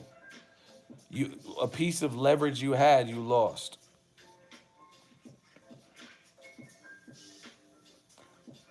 Somebody explain how that's going to get you 50-50. I'll wait. Who told you guys all of this? That's why I'm saying it's comical.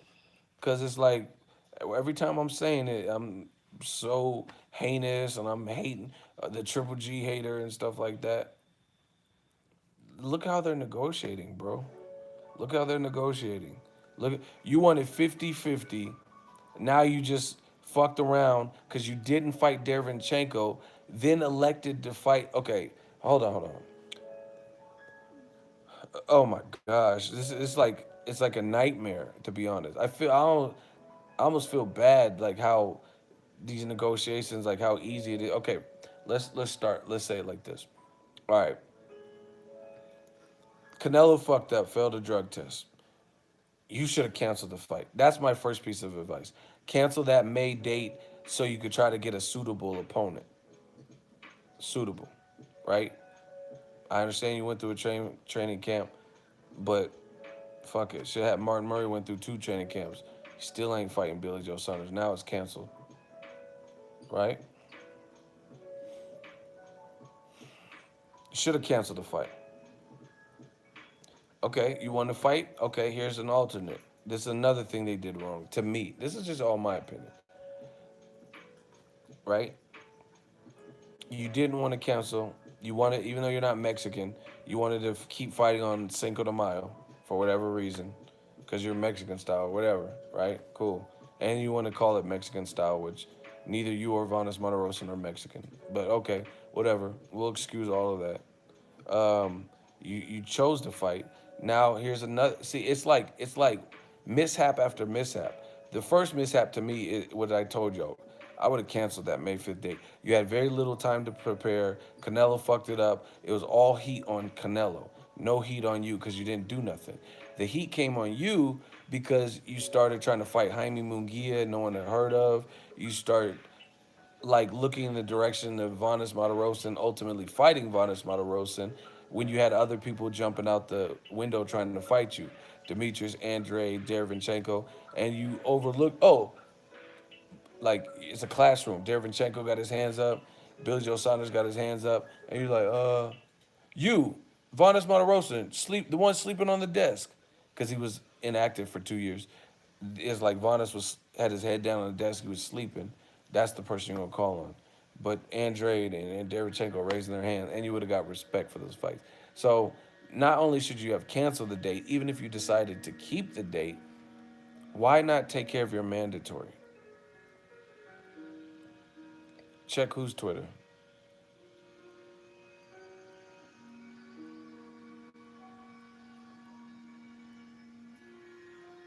Check whose Twitter.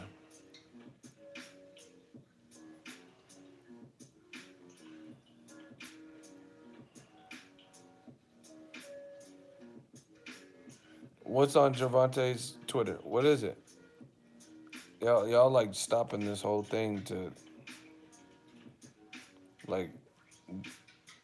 Okay, what about Gervante's Twitter? What am I supposed to be looking at? I'm trying to speak to the people. And y'all keep.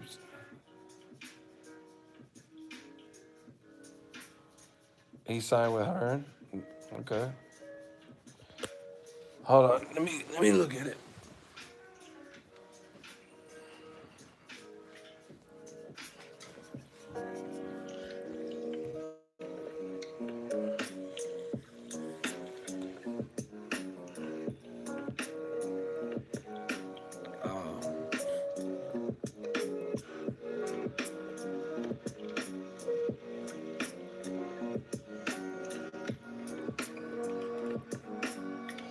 And I told y'all was talking about Luis Ortiz. Hold on.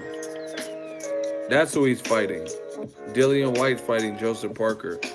That's why. Listen,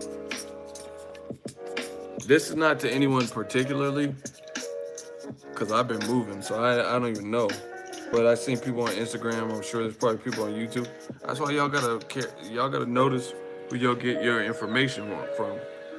You know what I mean? Because a lot of people they get inspired by people like me, Dante. You know what I mean? Other people they get inspired to do this, and then you don't know where they're getting their information from. You know what I mean? Y'all just be listening, whatever. That's why I told you I try to provide y'all with up to date info, real life info. You know what I'm saying? I got sources. I hear stuff sometimes, different stuff. Sometimes I get information from ESPN, whatever. I always try to cite my sources, but there are a lot of people on Twitter and Instagram, probably YouTube. I don't know. I was traveling, but they were talking about Dillian Whyte fighting Luis Ortiz. He's fighting Joseph Parker, and I knew about this. Brian Jennings, shout out to my dude. He was supposed to fight Joseph Parker, and he posted the tweet. So that's why you didn't see me making no videos about Dillian Whyte. I knew he wasn't fighting no Luis Ortiz. That's why I didn't make no video. Or at least if he would, that would have been a surprise to me because I ain't heard about it. You know what I mean? That's why I didn't make no video. It was a waste of time. Dillian Whyte versus Luis Ortiz. He ain't fighting Luis Ortiz. And I would have. I think the Luis Ortiz fight is a better fight than Joseph Parker. Joseph Parker's coming off a loss. Luis Ortiz is too, but it's a better stylistic matchup. But I mean, Joseph, don't get it twisted. What am I seeing on his page? Y'all say go to Gervante's Parker.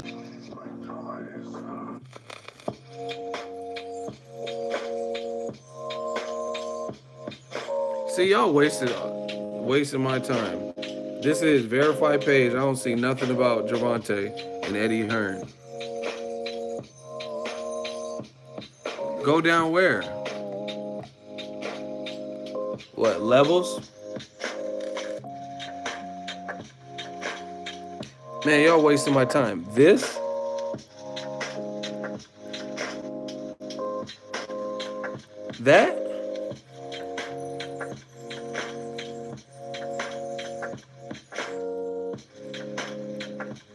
That, this is what I'm supposed to be looking at. Is that it?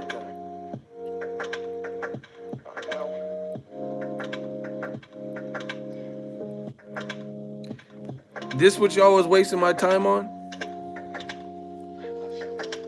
That shit says I heard someone made a good offer for me with some eyes. This shit is from June 5th. That's 2 days ago. I seen that. Y'all wasting my fucking time, man.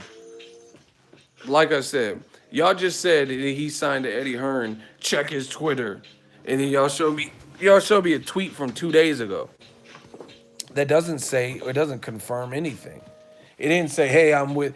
I thought he made an announcement and said, hey, I'm with Eddie Hearn. He said someone made me a good deal or offer.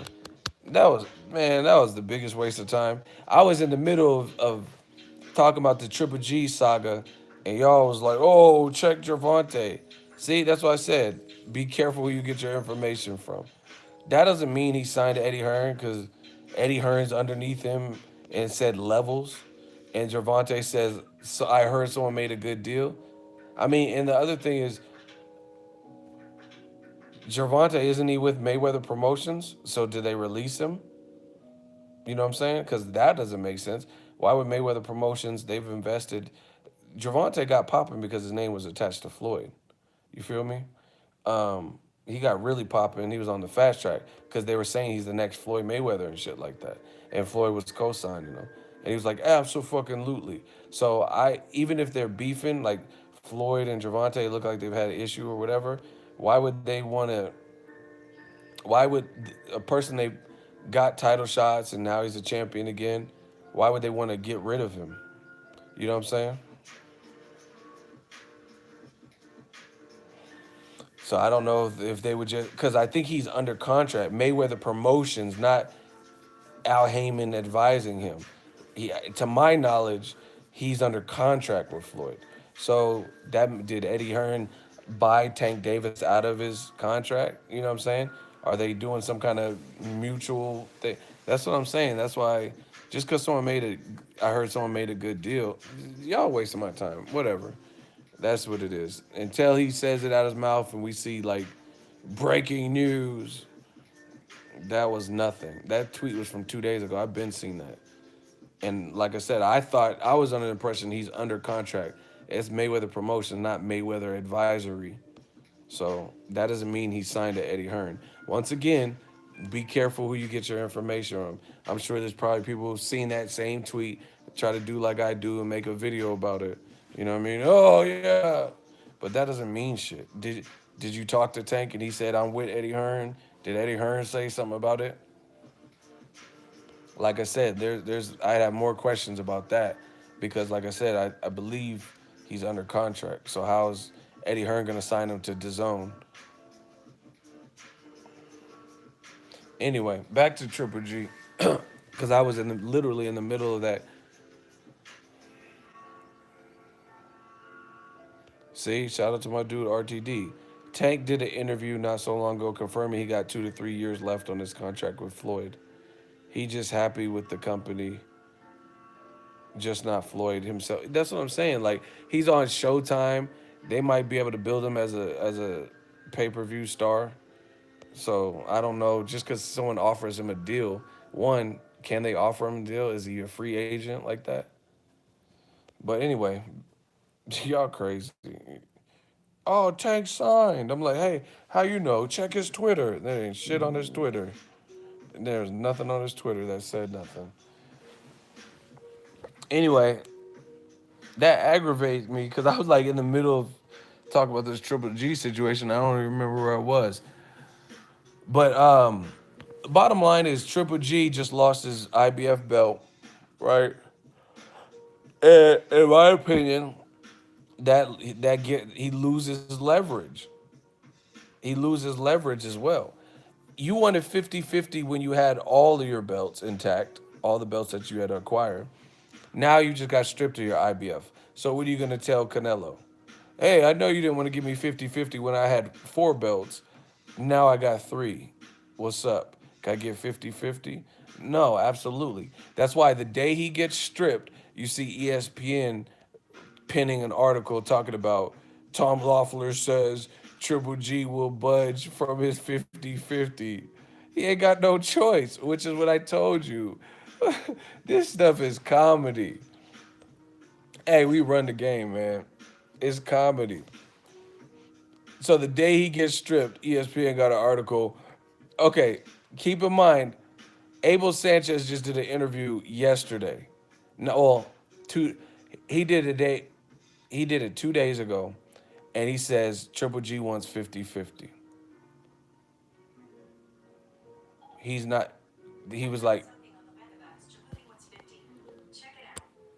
man, what is Siri keep fucking listening to the conversations? I don't like that. That's some like weird shit.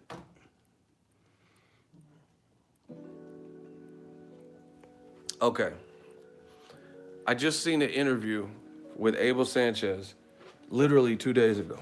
And he said, oh, Triple G knows and he wants 50-50, blah, blah, blah, right? And he's not budging. Oscar De La Hoya responded to that and he was like, all right, trains left the station. We hit up Daniel Jacobs. Train left the station, right? Now all of a sudden he gets stripped, and then now Triple G's team says, oh, Triple G will budge from the 50-50. Bro, they're getting dog. Like, listen, if negotiations between Golden Boy, Oscar, Canelo, and then Tom Loeffler, Abel, and Triple G, if this were a fight, if this were a fight, Golden Boy is throwing haymakers and connecting. They finna knock them out. Like when it comes to negotiations, Golden Boy is knocking them the fuck out with this in terms of negotiations. Golden Boy keeps punking them, like they keep bossing them around, like it's like a big brother or some shit. You know what I'm saying? Like little brothers, he get a little bigger, and he thinks he's like bad. He tries to stand up to the big bro, and then everywhere they turn, they're getting dominated in the negotiation. Everywhere. Oh, Triple G, he accepts 35, and then Canelo fails a drug test, and then they're trying to renegotiate the second fight, and then all of a sudden Triple G's team, they're firm. I talked to Gennady personally, and he said he wants 50-50.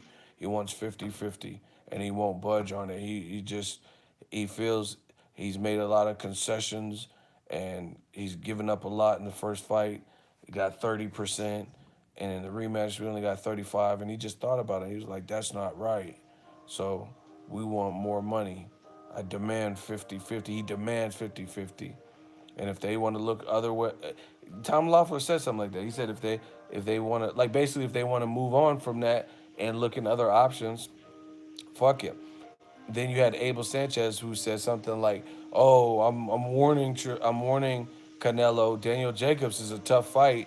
He might he might ruin Canelo."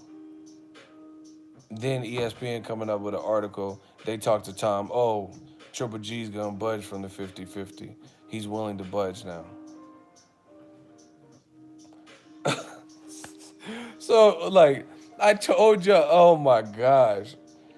Just go listen to my old videos, man. Fuck it. Dillian's not fighting Luis Ortiz. That's why I never made no video. He's fighting Joseph Parker.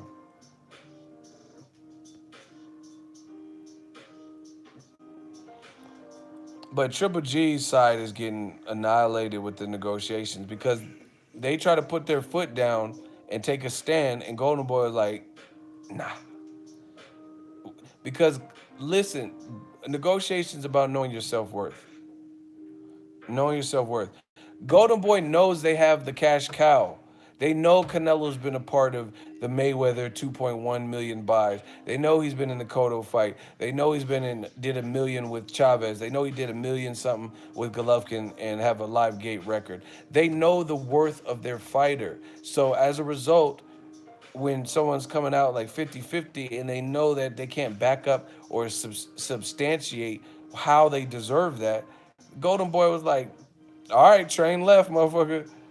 Fuck it. You know what I'm saying? They're like, the train left because they know they're not going to budge on that, which is what the fuck I told you guys. I told you, in a perfect world, yes, champions, you got more belts. That should mean something. That should mean you get more money. Great. But I told you guys the same thing over and over. Business does not work like that. Business is not a perfect world scenario where everything is peachy keen and perfect and the guy who has the belt, he automatically get. I just gave you several examples. Several, several. Sergey Lipinets had a belt and he fought Mikey Garcia, and Mikey Garcia was still the A side. And that's not even an extreme example. I think Mikey's popular, but there's even more, more examples of that. Like Pacquiao's fighting Matisse. Matisse has a WBA regular belt. Pacquiao just came off a loss. He has no belt. But does anyone believe that Pacquiao is the B side to Lucas Matisse? Pacquiao has no belt and just can't. He's a senator or fucking whatever the fuck he is, church deacon, whatever the fuck he's doing. He's something outside of boxing. He's a pastor or something, a senator, a politician, ice cream man or some shit, whatever. And he's coming off a loss to Jeff Horn, and he's fighting Matisse, who has a belt, a WBA regular belt, and he's still the A side because his body of work, how long he's been in the sport, his accomplishments, all these types of things. His fight with Mayweather that broke all records. You get what I'm saying? So some of you guys need to re-examine your understanding of the A side. A side literally has nothing to do with fairness. So everyone keep. I told you that. I said it then. I'm saying. Do you guys see how consistent I've been? People keep saying stuff like, "Oh yeah, 50 is fair." That okay, it's fair, but it's not going to happen. It's not realistic. What's fair doesn't mean realistic. You know what I'm saying? Like okay, here's another real life example for you guys. There's some guys that are assholes. See, I'm the king of analogies. This is what I do. This is what I do for a living. Check out this analogy. There are some guys that are truly assholes. Treat a girl like shit, won't open doors, won't pull out her chair, won't pay for dinner, hit it and quit it. They're assholes. But guess what? They might have more success with women than a guy who is a genuinely nice guy, a guy who's willing to open the doors, willing to pull out the chair, willing to buy her chocolates, flowers, wants to introduce her to his family. You know what I'm saying? He could be a great guy. He's writing poems for her, serenading her, treating her like a queen, massaging her feet, listening to her.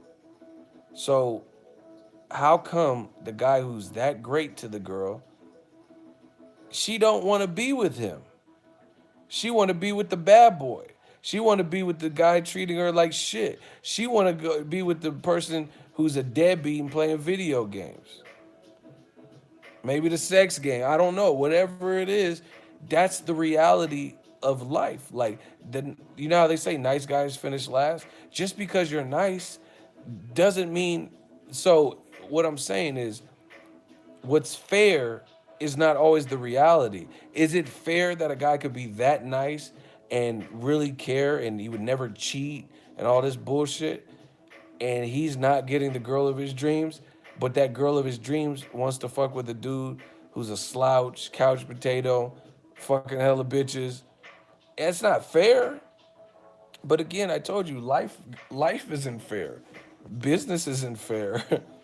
You know what I'm saying? Like, people keep saying, "Oh yeah, Canelo, he's the one that failed the drug test, so automatically Triple G deserves 50-50." That's not how it works. Triple G doesn't have the star power of Canelo, failed drug test or not. I know it sounds harsh, and see, I don't know if people are misconstruing this as if I'm condoning it. It's not that I'm condoning it, but I'm a realist, and it's the reality in life. Like I said, just like nice guys finish last. Okay, that guy should be able to get that model chick because he's treating her good. But maybe he's needy and she doesn't like him. She likes the guy with the motorcycle, tattoos, fucking hella bitches. The one that's desired, the one that's a rebellious piece of shit guy that's gonna treat her bad. You know what I'm saying? It's just these are realities. Sometimes it works like that. Is it fair? No. But it's the reality. So that's what people keep talking about this triple. I told you guys he wasn't gonna get 50-50.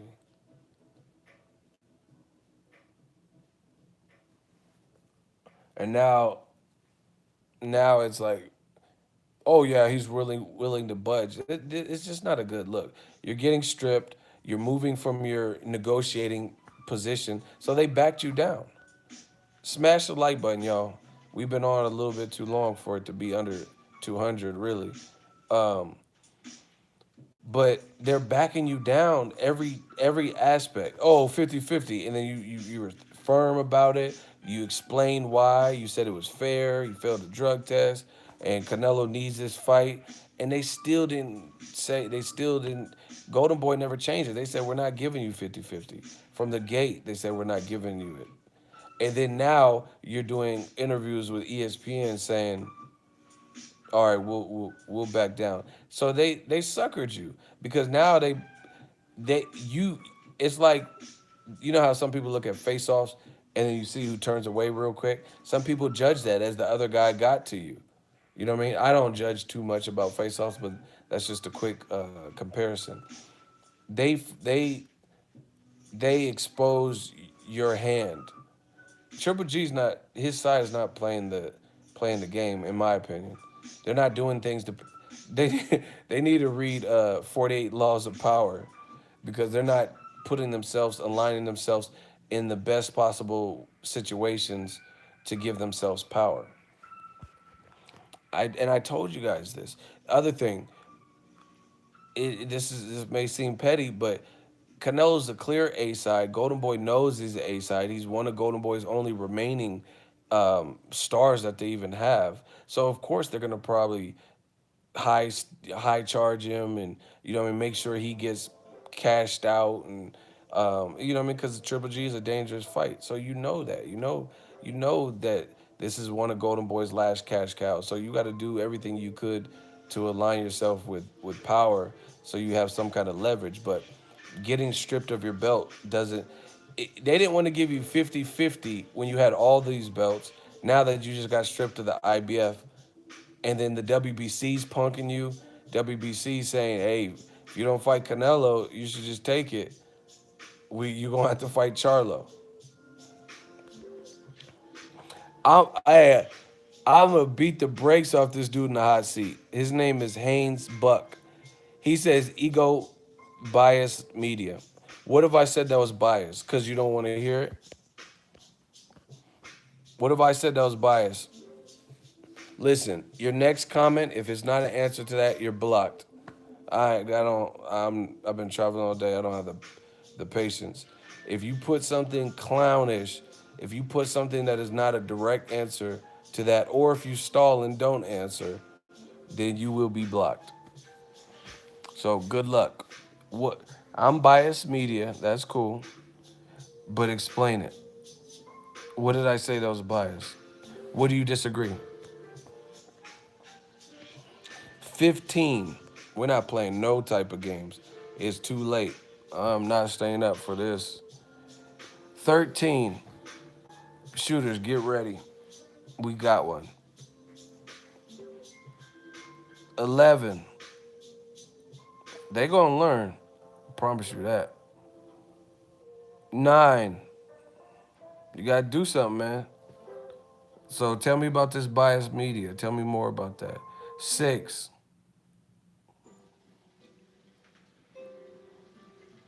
Tell me about this biased media. Explain your stance.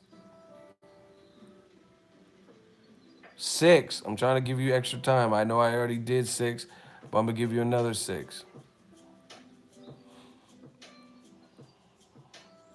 4. See, nobody believes you because you can't even, you just say it once and then never show your face again. 3. He replied. I don't see it.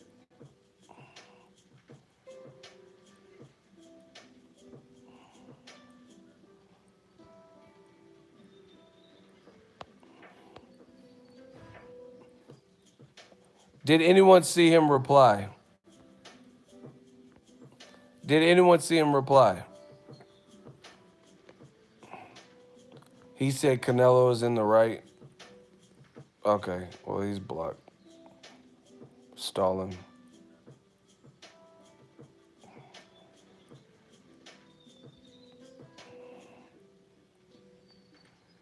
He said I'm biased media, but wouldn't give y'all one example. Moving on. Yeah, I just think it's nothing. Like I said, it's not even anything personal against Triple G's team, but I just don't think they're putting themselves in a position that gives them power in these situations. They're letting Golden Boy ride all over them, steamroll them with the negotiations.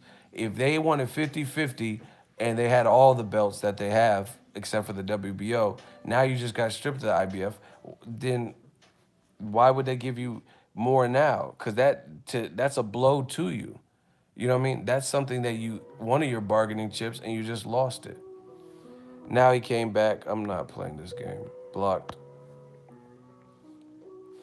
You just lost one of your bargaining chips. You get what I'm saying? So you're like, instead of gaining leverage, you're losing leverage rapidly. And then, like I said, the WBC says, hey, if you don't fight Canelo, you know the rules. We're ordering the Charlo fight. These dudes are obsessed with me. You see? Y'all see how it is? I don't see how they're coming back so fast. How are they making that many troll accounts that quick?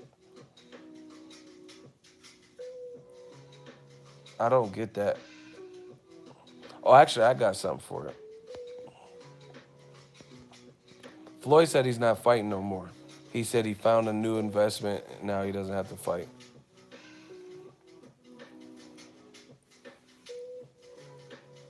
Yeah, but see, as long as y'all can see it, they control all day, but they're not proving me wrong. They're not saying like it's nothing intelligent. Bias ego media, but they won't give you any clarification on you know what I'm saying, what they're saying and why they say it. It's just I'm just gonna say it because it's therapeutic and it makes me feel good.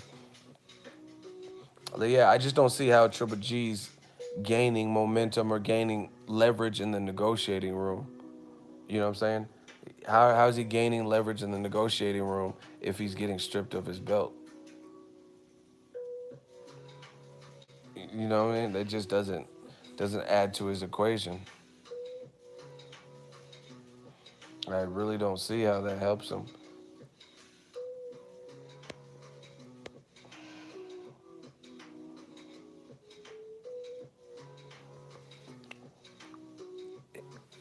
He said 55-45. Is that what it said? Because I didn't even read all the article. Is that what he wants? 45?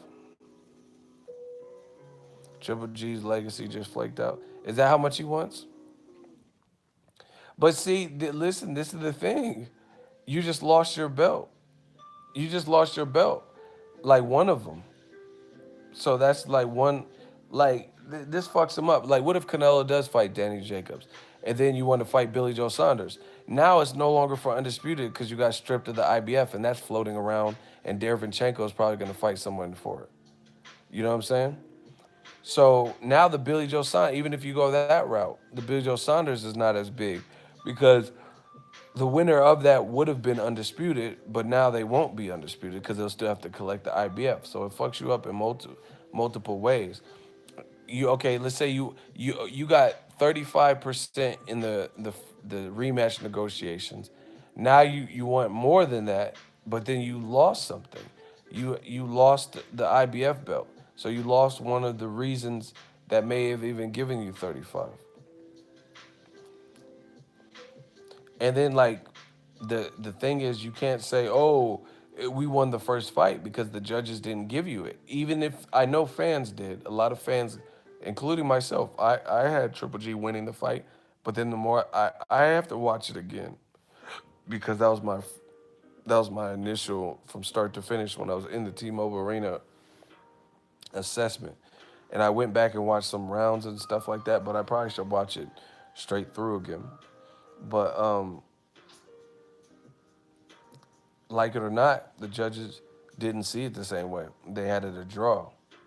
So that doesn't get, you don't really get leverage for something like that. Like, okay, here's an example. I'll give you an example. Let's say, let's say, in my opinion, I thought Andre Durrell beat Carl Froch. I thought Andre Durrell beat Carl Froch in the UK. So let's say they were to rematch. Does Andre Durrell, can he call the shots in the rematch? Because I thought, and a lot of fans thought he won. Does that really give him any major leverage?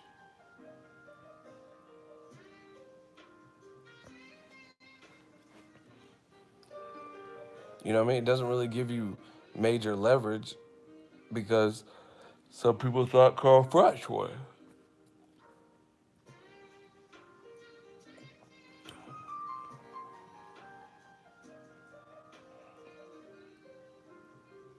It should though. How? How would it give you leverage? Like to the point where you're gonna ask for more money or an equal split. How does that give you that type of power? Kovalev didn't get no leverage in the rematch. He got paid less money, I think, if I'm not mistaken. He got paid less. He got paid like a quarter or something. Like his contract said something weird when he fought Andre Ward. Now some people thought Kovalev won, but how is it that I think he got less in there. I remember there was something weird with his paycheck. Like what he had signed up for was like $1 or some shit. It was something weird like that.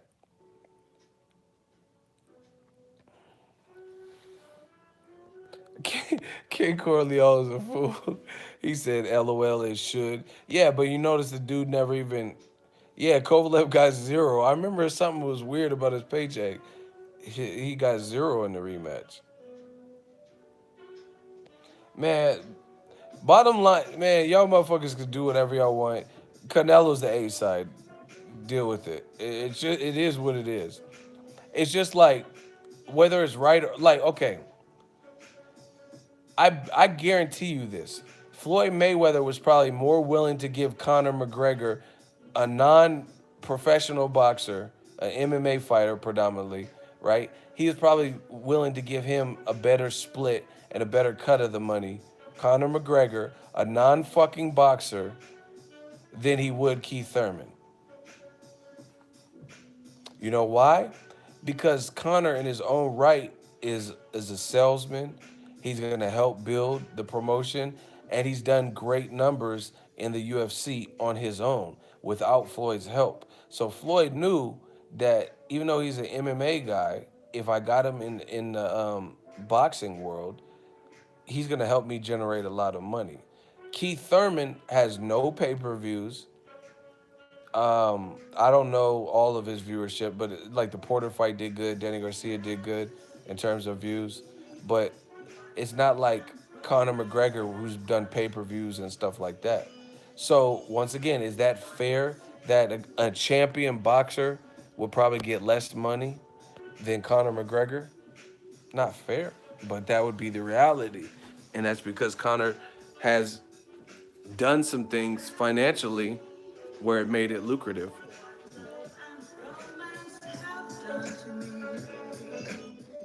It's made it lucrative.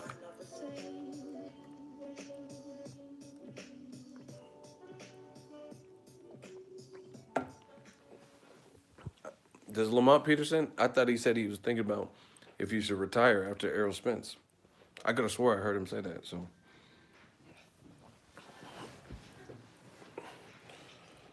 yeah, y'all need to work.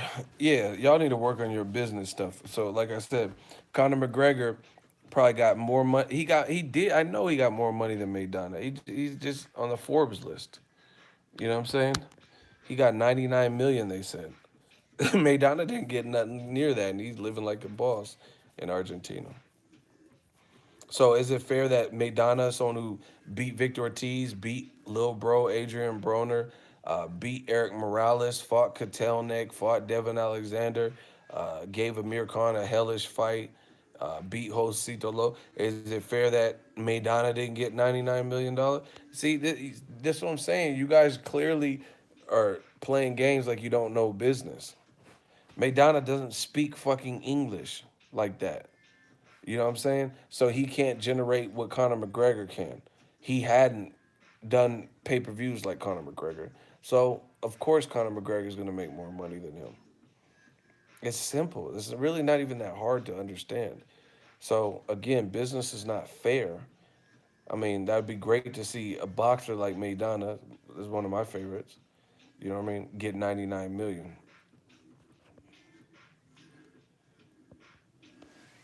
But it's not the reality because he don't put up numbers independently quite like Conor McGregor did. You know what I mean? He's not going to amp people up to purchase the pay-per-view like Conor McGregor.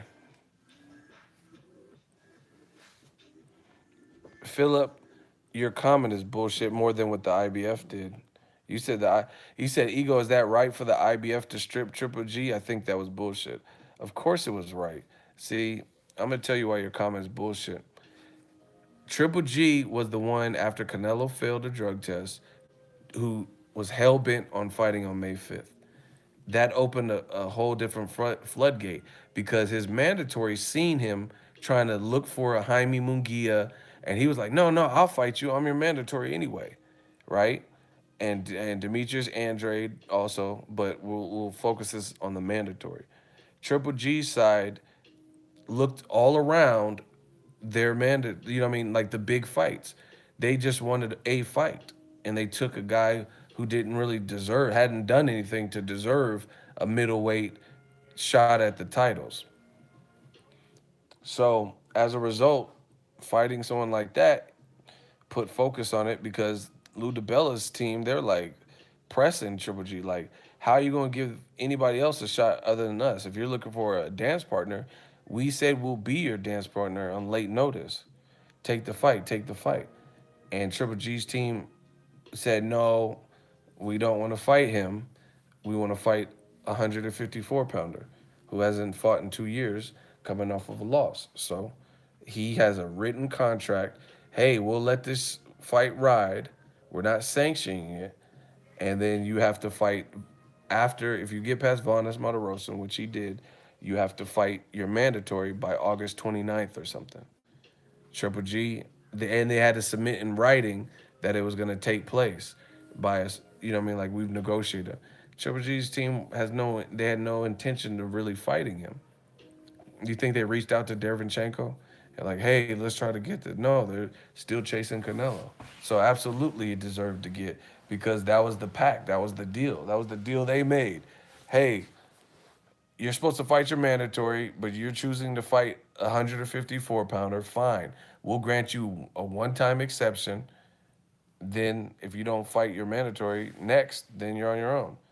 And it doesn't look like he wants to fight his mandatory. He wants to go back to the Canelo situation or whatever. So, yeah, he deserved to be stripped. Listen, being a champion is an obligation. I mean, being a champion has obligations. I guess that's a better way to say it. You have responsibilities as a champion. You know what I mean? You're having their belts, paying sanctioning fees. They have rules, you know. So if you don't adhere to the rules, like okay, remember when Deontay Wilder said he wanted to catch a body? That's his own personal thought. But he had issued a clarification statement because it rubbed some people the wrong way, and the WBC they heard and they're like, oh yeah, we're gonna have to investigate. And then he came out, I think, and Wilder said, I'm sorry because he's holding their belt and he's their champion, and he's talking about murdering a person, and it pissed people off. You know what I'm saying? So you have responsibilities and obligations. You know what I mean? As a champion, and you have to adhere to them, especially if it's like fighting your mandatories.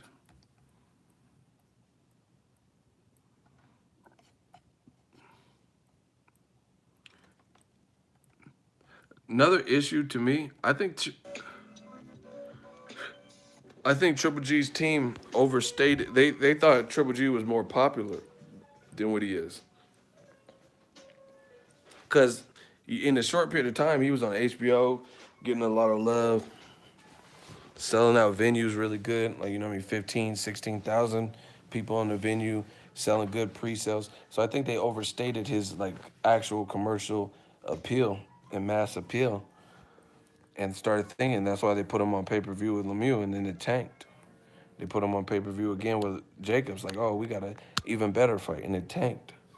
You know what I'm saying? So I think they're kind of starting to realize that he's not as popular as all around popular. He's popular, but he's not like popular. Like,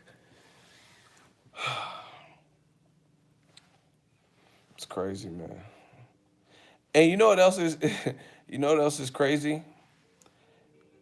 I think a lot of people they took Floyd and they try to emulate it, but it just doesn't all the way work. You know what I'm saying?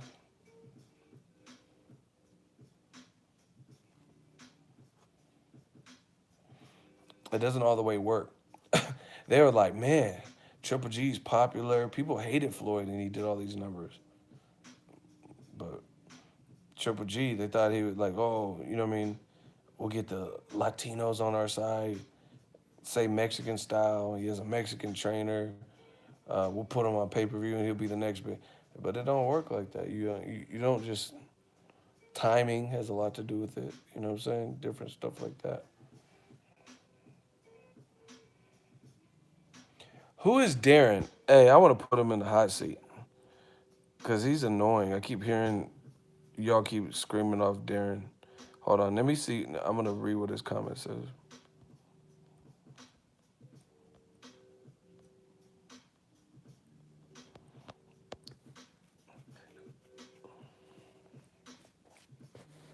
Hey, shooters, block Darren. I'm sick of hearing this name from everybody.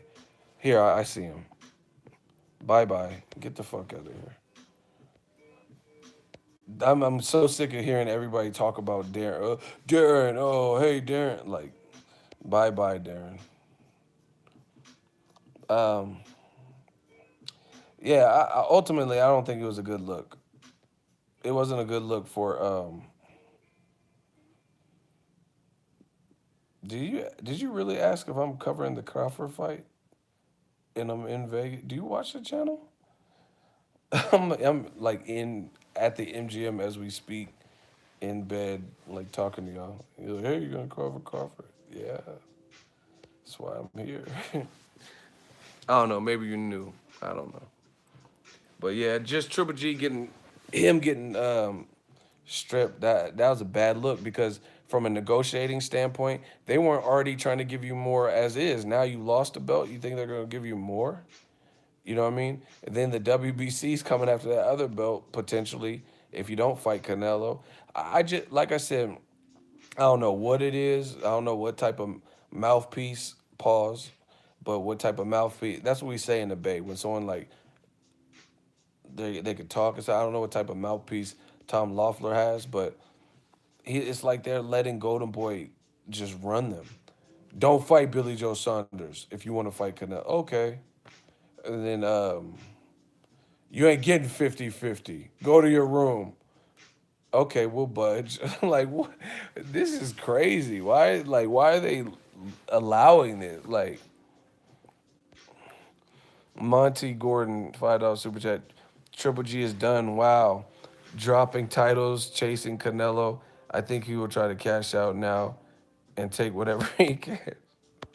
I don't understand what how Team Triple G expects to win power from here. Like, how are they? Okay, you keep calling Canelo a cheat. That might get some fans like, yeah, yeah. But that's not going to get them to get you more money. Because if someone's talking shit about me, I'm not trying to help them. I'm trying to crush them. I'm not trying to give them more money. You know what I mean? So I don't really see that helping you. You lost a belt. That doesn't help you. That doesn't give you more power or anything like that. People have a perception that you're avoiding tough challenges like Charlo, Jacobs rematch, Derevchenko, which it looks like, Andrade. It looks like those things are true because you look like a hypocrite. You know what I mean? Saying Canelo's a businessman, but then you're making business decisions and your trainer is saying, hey, we don't care what the IBF or WBC says. Gennady will have what Gennady wants. And if they want the belt as a result of that, they can take it. Listen, bro, I'm trying to show y'all how to win. This is to Bobby. He would KO Charlo. Listen to me.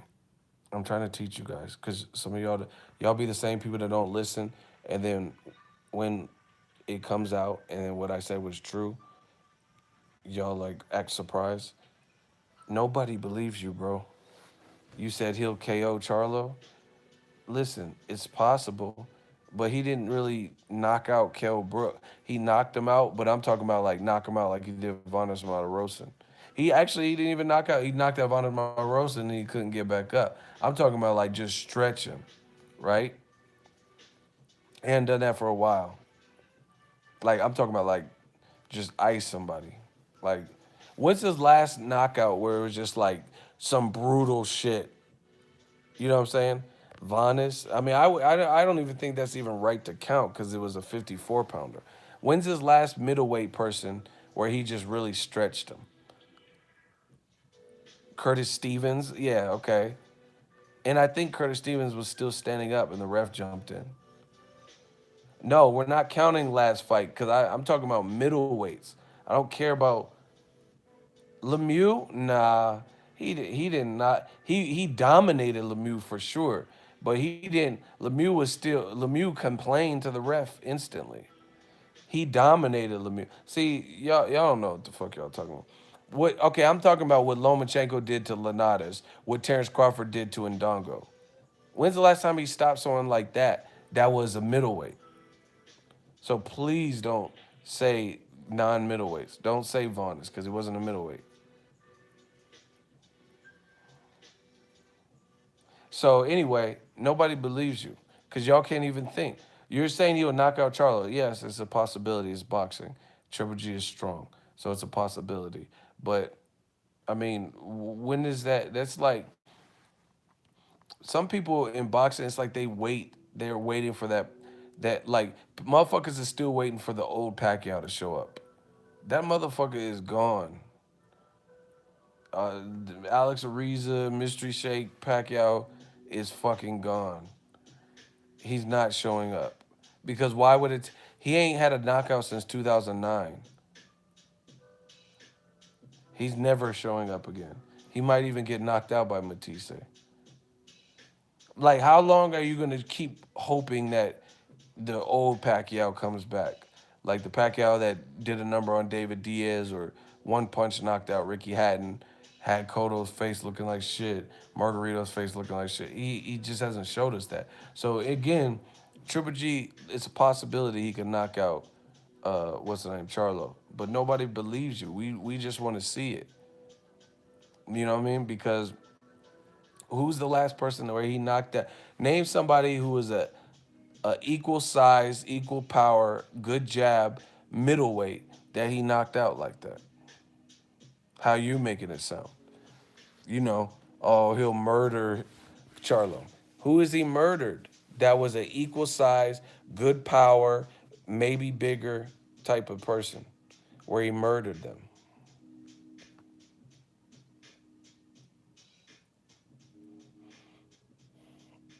See, King Corleone know what the fuck I'm talking about. See, y'all can never even answer simple questions. They can't. Who is Triple? Listen, who is Triple G murdered? How you're making it sound? He's going to murder Charlo. That had power, that was a middleweight, and that was taller than him. That's it. Or he just beat the brakes off of him, like badly, like embarrassed him, like even like Floyd versus Canelo, where he just toyed with him. See, y'all can't answer because y'all don't know. Y'all can't think of anybody. So, again, it's boxing. Anything can happen. I give you that. But based on history, I haven't really seen that. Triple G hurts people, but y'all making it sound like Charlo has no shot, like he'll get annihilated. But I know you don't believe that. I know you're afraid to see the fight. So it's just therapeutic for them to say that Charlo will get murdered. But if you really felt that, then push for the fight.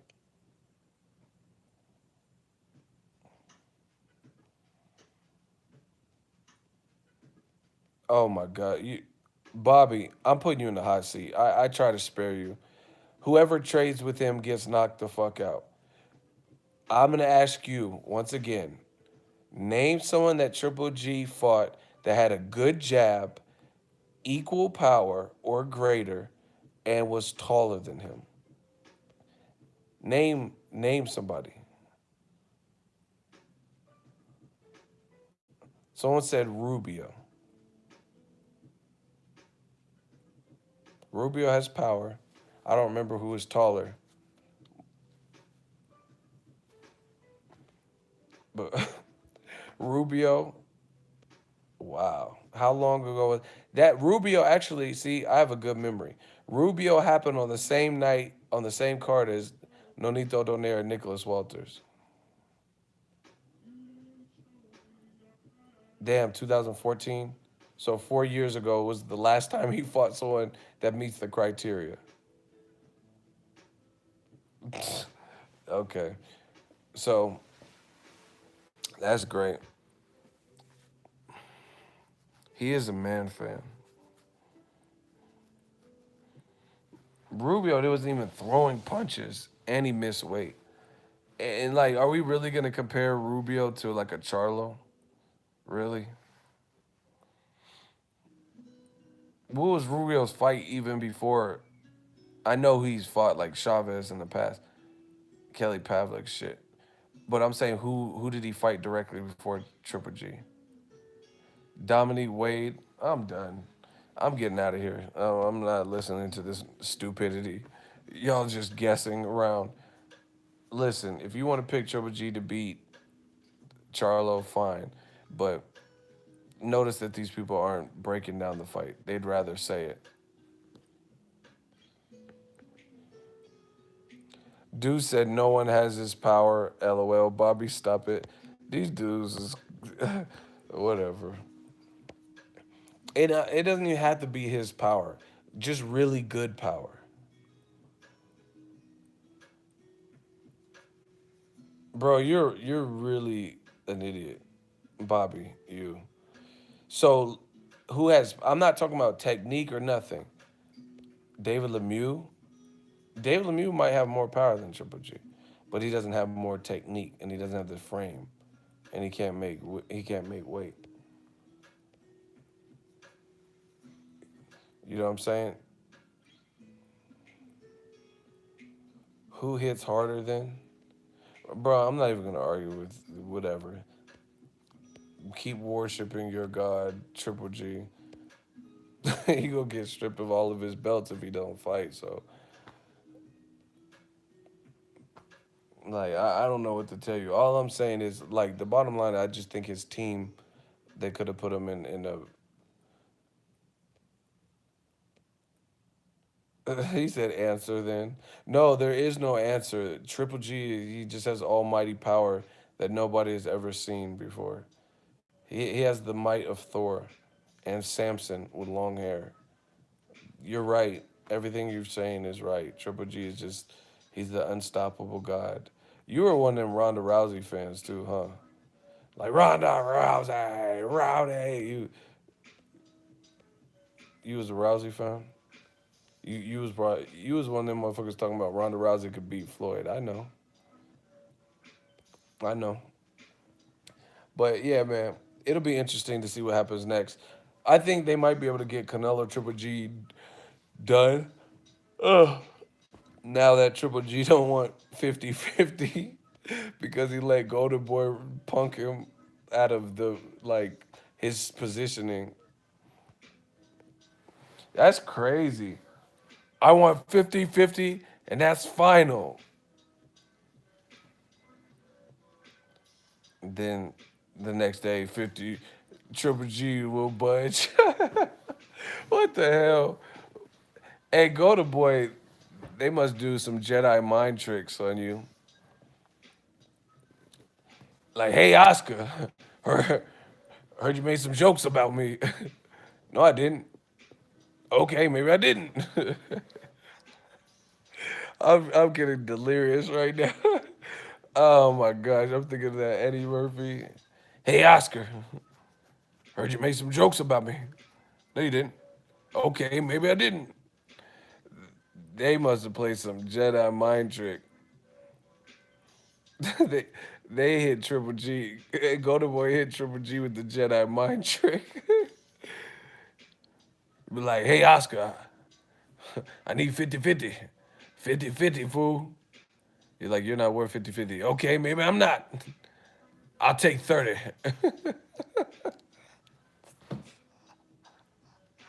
Oh my gosh. Triple G went to them Golden Boy offices. They did that Jedi mind trick. I'm the champ, fool. Hey, Oscar, I want 50-50. Like, no, you don't. You only want 30. Okay, 30 it is. I'll take 30. I'll take 30%. Hey, man, he got hit with that Mr. T Jedi mind trick. Oh my gosh. Hey, Oscar, this some bullshit. You know it. 50-50 or no fight. Like, we're not giving you 50-50. We're going to give you 19%. All right, I'll take 19. But I ain't going to be happy, fool. Oh my gosh. Hey, De La Hoya got game. De La Hoya hit them with that game. Talked him out of his standpoint. He said he want 50-50. Now he going to take whatever. And he definitely going to take whatever to stay away from them wolves. Watch. Now you okay? You already got Derenchenko off your back because he's gonna be fighting for your old belt. But them other wolves is still on you. I said them wolves is piling on you. You know what I mean? The wolves like Daniel Jacobs, Charlo, Demetrius Andre, Black Murderers Row 2.0. The wolves is still piling on you. You know what I'm saying? So you Billy Joe Saunders, he one of them wolves because the wolves. See, this is the thing about the wolves. You fight them, you might be in for a worse fight or a tougher fight than Canelo, and you're gonna get less money. So watch Triple G's team come to their senses real quick, like because they banking on Canelo. They got a taste of all that money in the first fight. You know, they definitely want to come back. Like, damn. I mean, who wouldn't? You know what I mean, you got $24 million to fight Canelo. You know what I mean? In the first fight, so just take your little baby percent. 19. All right, I'll take it. Take your 19% or whatever they give. I mean, I'm convinced that Golden Boy they got a system down where they, you know what I mean, they could just really name their price. Triple G side might just run with it. Someone someone made an account says Ghost of GG. I'm out. Y'all tripping.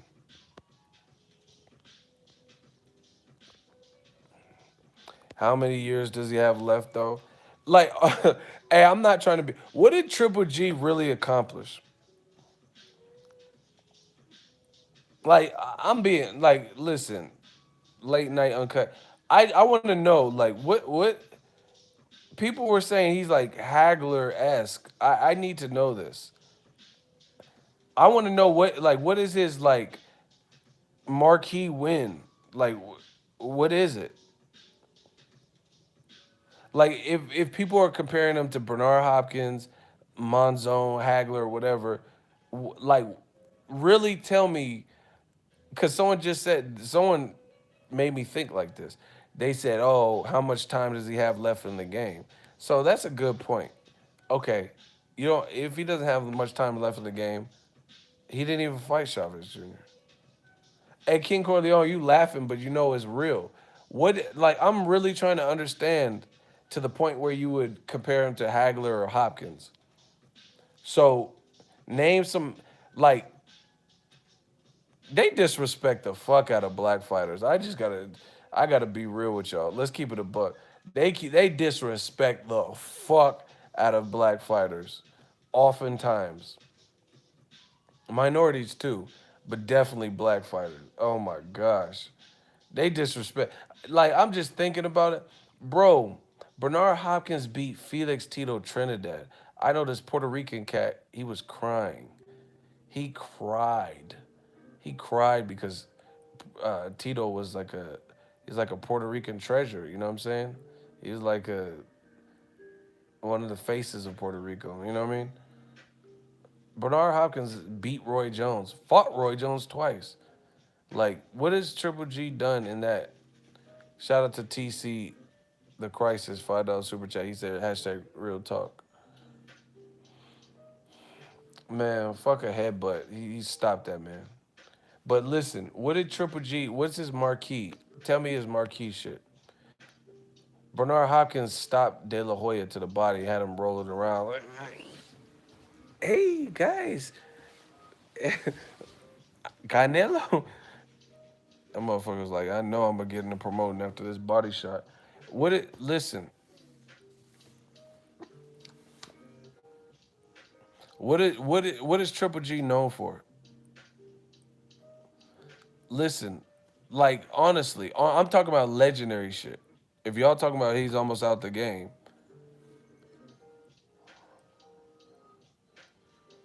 he was the first to stop Kell Brook, a welterweight. See, wow. That motherfucker hasn't done shit. No, I'm really thinking about it. I'm like real like I'm not even trying to be funny.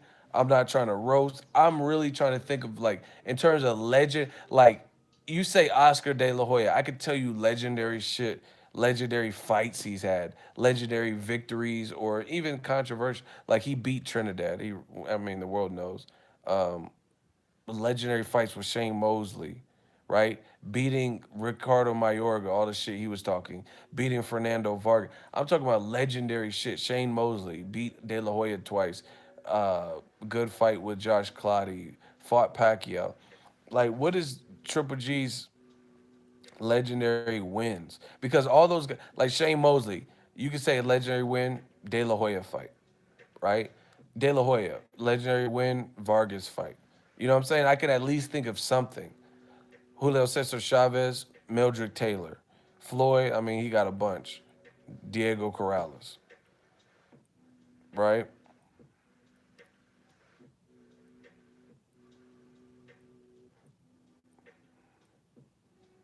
Who fought Claudia? No, I was thinking of Kodo Claudia. I was thinking of Kodo Claudia. But like Kodo, legendary fights. Zab Judah, his fight with Claudia, beat Sergio Martinez, stopped him. That was impressive, right? Fought Pacquiao. Um, Fought Floyd, gave him some a tough fight. You know what I'm saying? Like, what's Triple G's like stuff, shit like that? Honestly, I'm just asking you guys. That's not even about my opinion. I want to know what you guys think. Like, what's his legendary? Jacobs is his best win, and I thought he lost that fight though. I really did, and I've always maintained that. So so his best win is a fight I thought he lost. Hey, this shit is sickening. This is crazy. Who the fuck said Willie Monroe? Hey, bro, y'all tripping. Bobby, just pray to your shrine. He said, but he won though. Yeah, but okay. So bottom line is this: okay. He did win. I get it. I was at the fight. I get it. So you want your best legendary win to be a fight where you won on paper, but a lot of people thought you lost. People like Julio Cesar Chavez Sr. and Jr., Canelo, Daniel Jacobs himself, Ego of Boxing Ego, Deontay Wilder, Joey Spencer, Mikkel Spencer. You know what I'm saying? So your best win is one that's highly disputed. Like, let's say Andre Ward. Some people dispute the Kovalev win, the first fight. You can't dispute the second Kovalev fight, so he won. You know what I mean? But beyond that, he has Chad Dawson wins. He has Carl Froch win. You know what I mean? So it's not just like, even if you take the Kovalev first fight out, you know what I'm saying? Like he has certified wins. You're telling me Triple G's best win is Daniel Jacobs, and I thought he lost? Like what okay, okay. Here's the question. Name. Listen, I will. Okay, we'll go. We could do this with legends, and we could do it with Triple G also, right? Name a non-controversial Triple G win that's a legendary win where there's no controversy in the outcome. Like for example, and I'm talking about no controversy, like nobody's really suggesting that he lost. Like Floyd Mayweather versus Canelo, Floyd versus Arturo Gotti, Floyd versus Diego Corrales, Floyd versus Ricky Hatton. If you scored any of those fights for Floyd versus Juan Manuel Marquez, if you scored any of those fights for Floyd's opponent, then you're clearly a hater because he clearly won all of those fights and or stopped the guys. Floyd versus Shane Mosley. So Floyd versus Castillo. Hey, you gotta go, Bobby. You're just too annoying right now. Bye bye.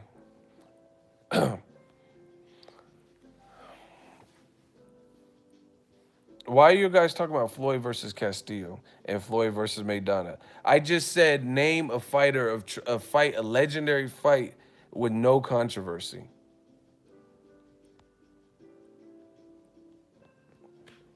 I said a fight with no controversy from Triple G. A legendary fight where there was no controversy that he won.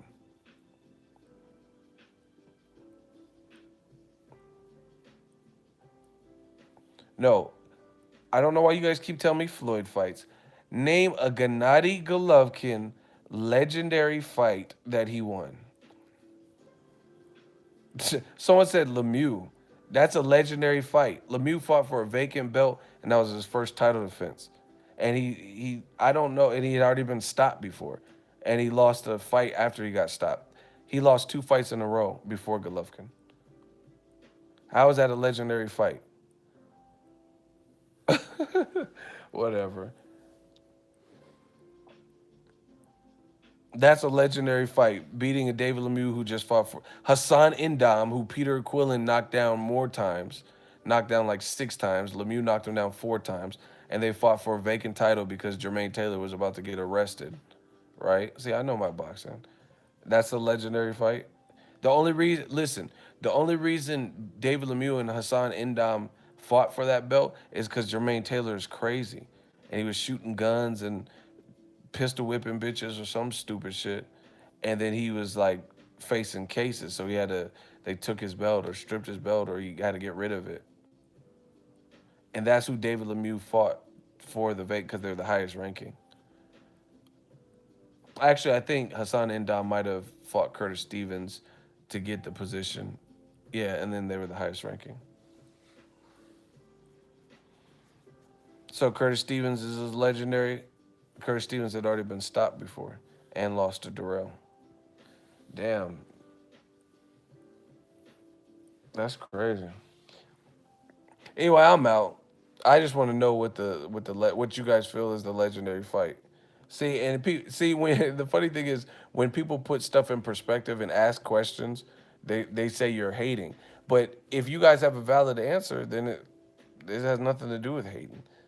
You guys should be able to answer the question. If I'm just hating, you should be able to send a plethora of names. Tell me a plethora of names that you believe. Ashita, Asunama Adama. Who the fuck is that? He from Wakanda or something? Who is Adama? Where's he? Like literally, where has Adama been ever since then? How is that legendary? How is Adama? I don't even remember what trunks he had on or nothing. I don't even remember nothing about the fight. I don't know who you beat. I don't know who you lost to. Who is Adama? What names? Name a memorable moment in the Adama fight. That's name a Triple G versus Adama. Name something memorable. Is that a classic? Cause I literally have never watched it beyond the first time. Stevens is his biggest win. Hey, Triple G is better than Andre Ward. You know. Hey, do a hot seat. Before I get off, I'm gonna do a hot seat with you. You got one opportunity. You got one opportunity to explain that. Antonin Pagilia. You said Triple G is better than Ward or greater than Ward. Okay. So what has he done? Daniel Jacobs that had controversy though. Okay, so explain how what he's done more. Oh, it's that same troll, whatever.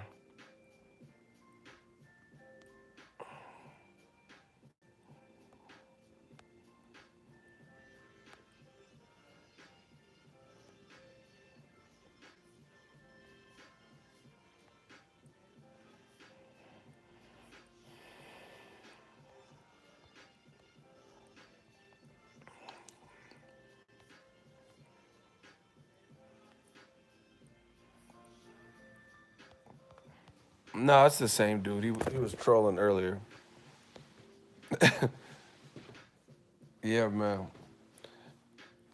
We'll see what Triple G decides next. Joseph Parker, Dillian Whyte, good fight. Like I told you, motherfuckers, and not no Luis Ortiz. I knew. I told you. I knew Eddie Hearn wasn't gonna make that fight. I told you people don't want to fight Luis Ortiz, even though they seen Deontay Wilder knock him out, knock him down multiple times. They know Wilder got cracks, and nobody's trying to go through that. I'm telling you, why? Like Joseph Parker was negotiating with Bryant Jennings, and then he stops that to fight Dillian Whyte, and Dillian Whyte stops the Kubrat Pulev to fight him. But I will say this: I think Dillian Whyte. I think he'll fight whoever. He might fight Luis Ortiz, but his man Eddie Hearn, I knew he wasn't trying to make that. I didn't think he would try to make the fight, and I was right because he didn't make the fight. But I will say this: I do like Joseph Parker, Dillian Whyte fight a choice that or Kubrat Pulev. I'd rather see Dillian Whyte versus Joseph Parker than Pulev. I will admit that. But I told you he wasn't fighting no Luis Ortiz. Oh, listen. Here's another. If y'all want to know this last reason why Ego's Army is killing, smash the like button and could I get a hell yeah in the comment section? I forgot to tell y'all about this. It's so funny. Can I get a hell yeah in the comment section? I'm up late. I'm tired. Listen, Forbes just came. I just thought about this. Guess what? Forbes came out with the list of highest paid athletes, not just boxers, but there were some people from combat fighting sports. Obviously, I made a video. Floyd Mayweather was number one. He had 200 something million, right? Conor McGregor for fighting Floyd had 99 million, 98 million, 99 million, right?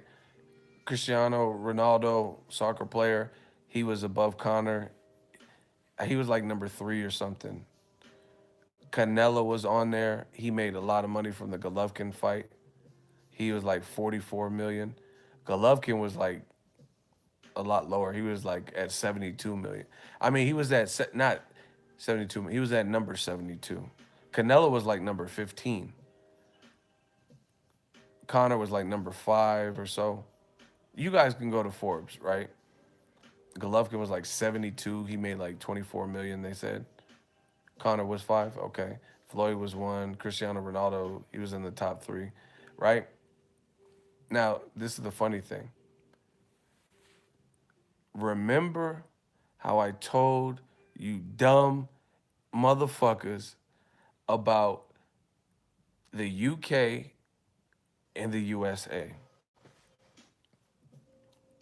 Wilder Joshua, Anthony Joshua. Remember how all those people kept talking about, oh, but Anthony Joshua, he sold 78,000, he sold 80,000. Why is he not on the list higher than Floyd then? Why is he not on the list higher than Conor McGregor? Why is he not on the list higher than Canelo? Right? Because those guys only sold venues that had 16,000, 17,000, 18, maybe 19,000. So, you guys, I tried to break down the business as much as I could. Why is Anthony Joshua, why wasn't he on the Forbes list higher than Canelo? Canelo didn't sell no 80,000 venue. I'm killing these motherfuckers, man. These fans have no choice but to bow down when they fuck with us. So, why was Anthony Joshua in his 80,000 selling 78,000 or whatever it was? Why was he not higher than Canelo, who never sold 80,000 in America? Floyd Mayweather was number 1, who didn't sell anywhere near 80,000. And I was there. You know what I mean? There wasn't 80,000 people there. You know what I mean? Conor McGregor in at number 5 didn't sell 90,000, 80,000, right?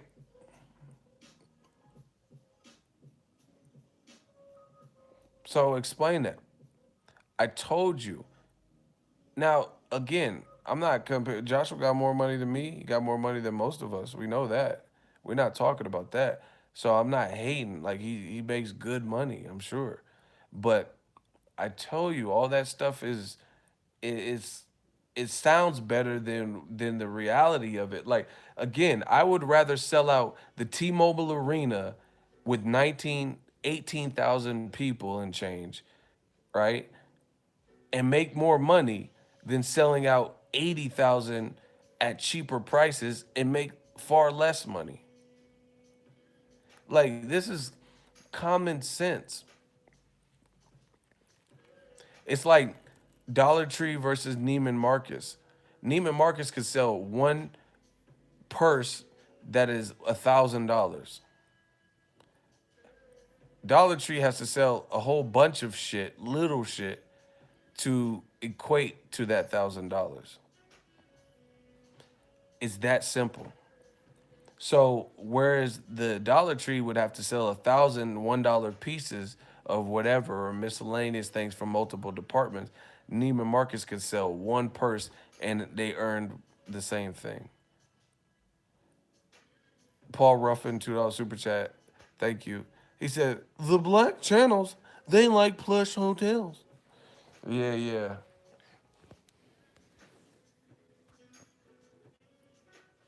We like plush hotel, man. We chilling.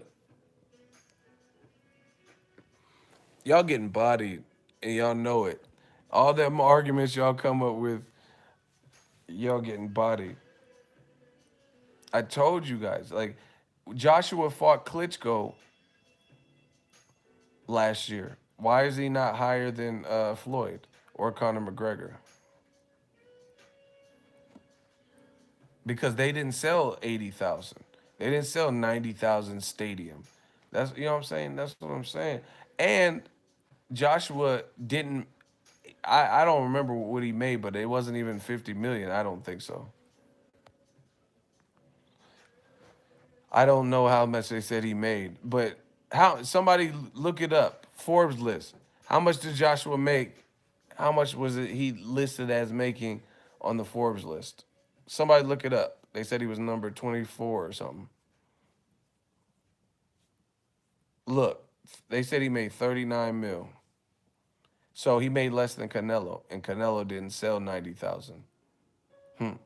And he turned down 50 million, and you made 39 million in 2 fights.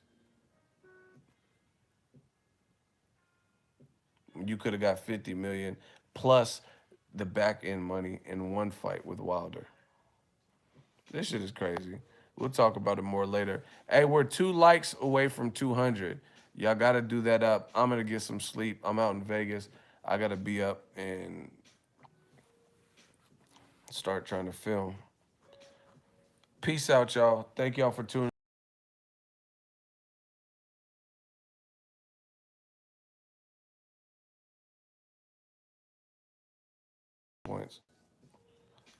Peace out, y'all. Holla at the kid.